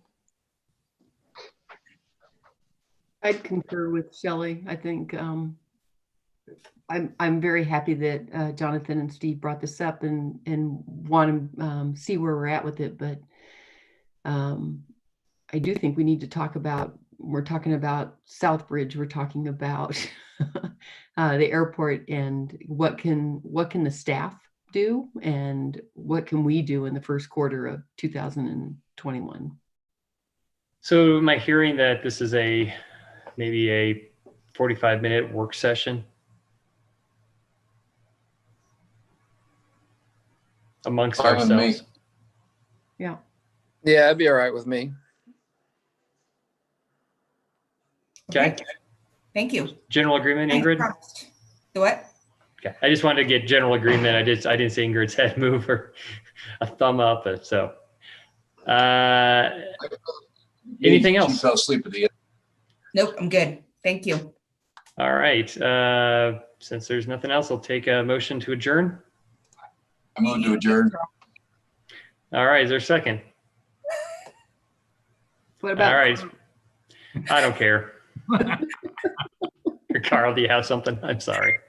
I just good. It's been moved by Charlie, second by Shelley. All in favor, say aye.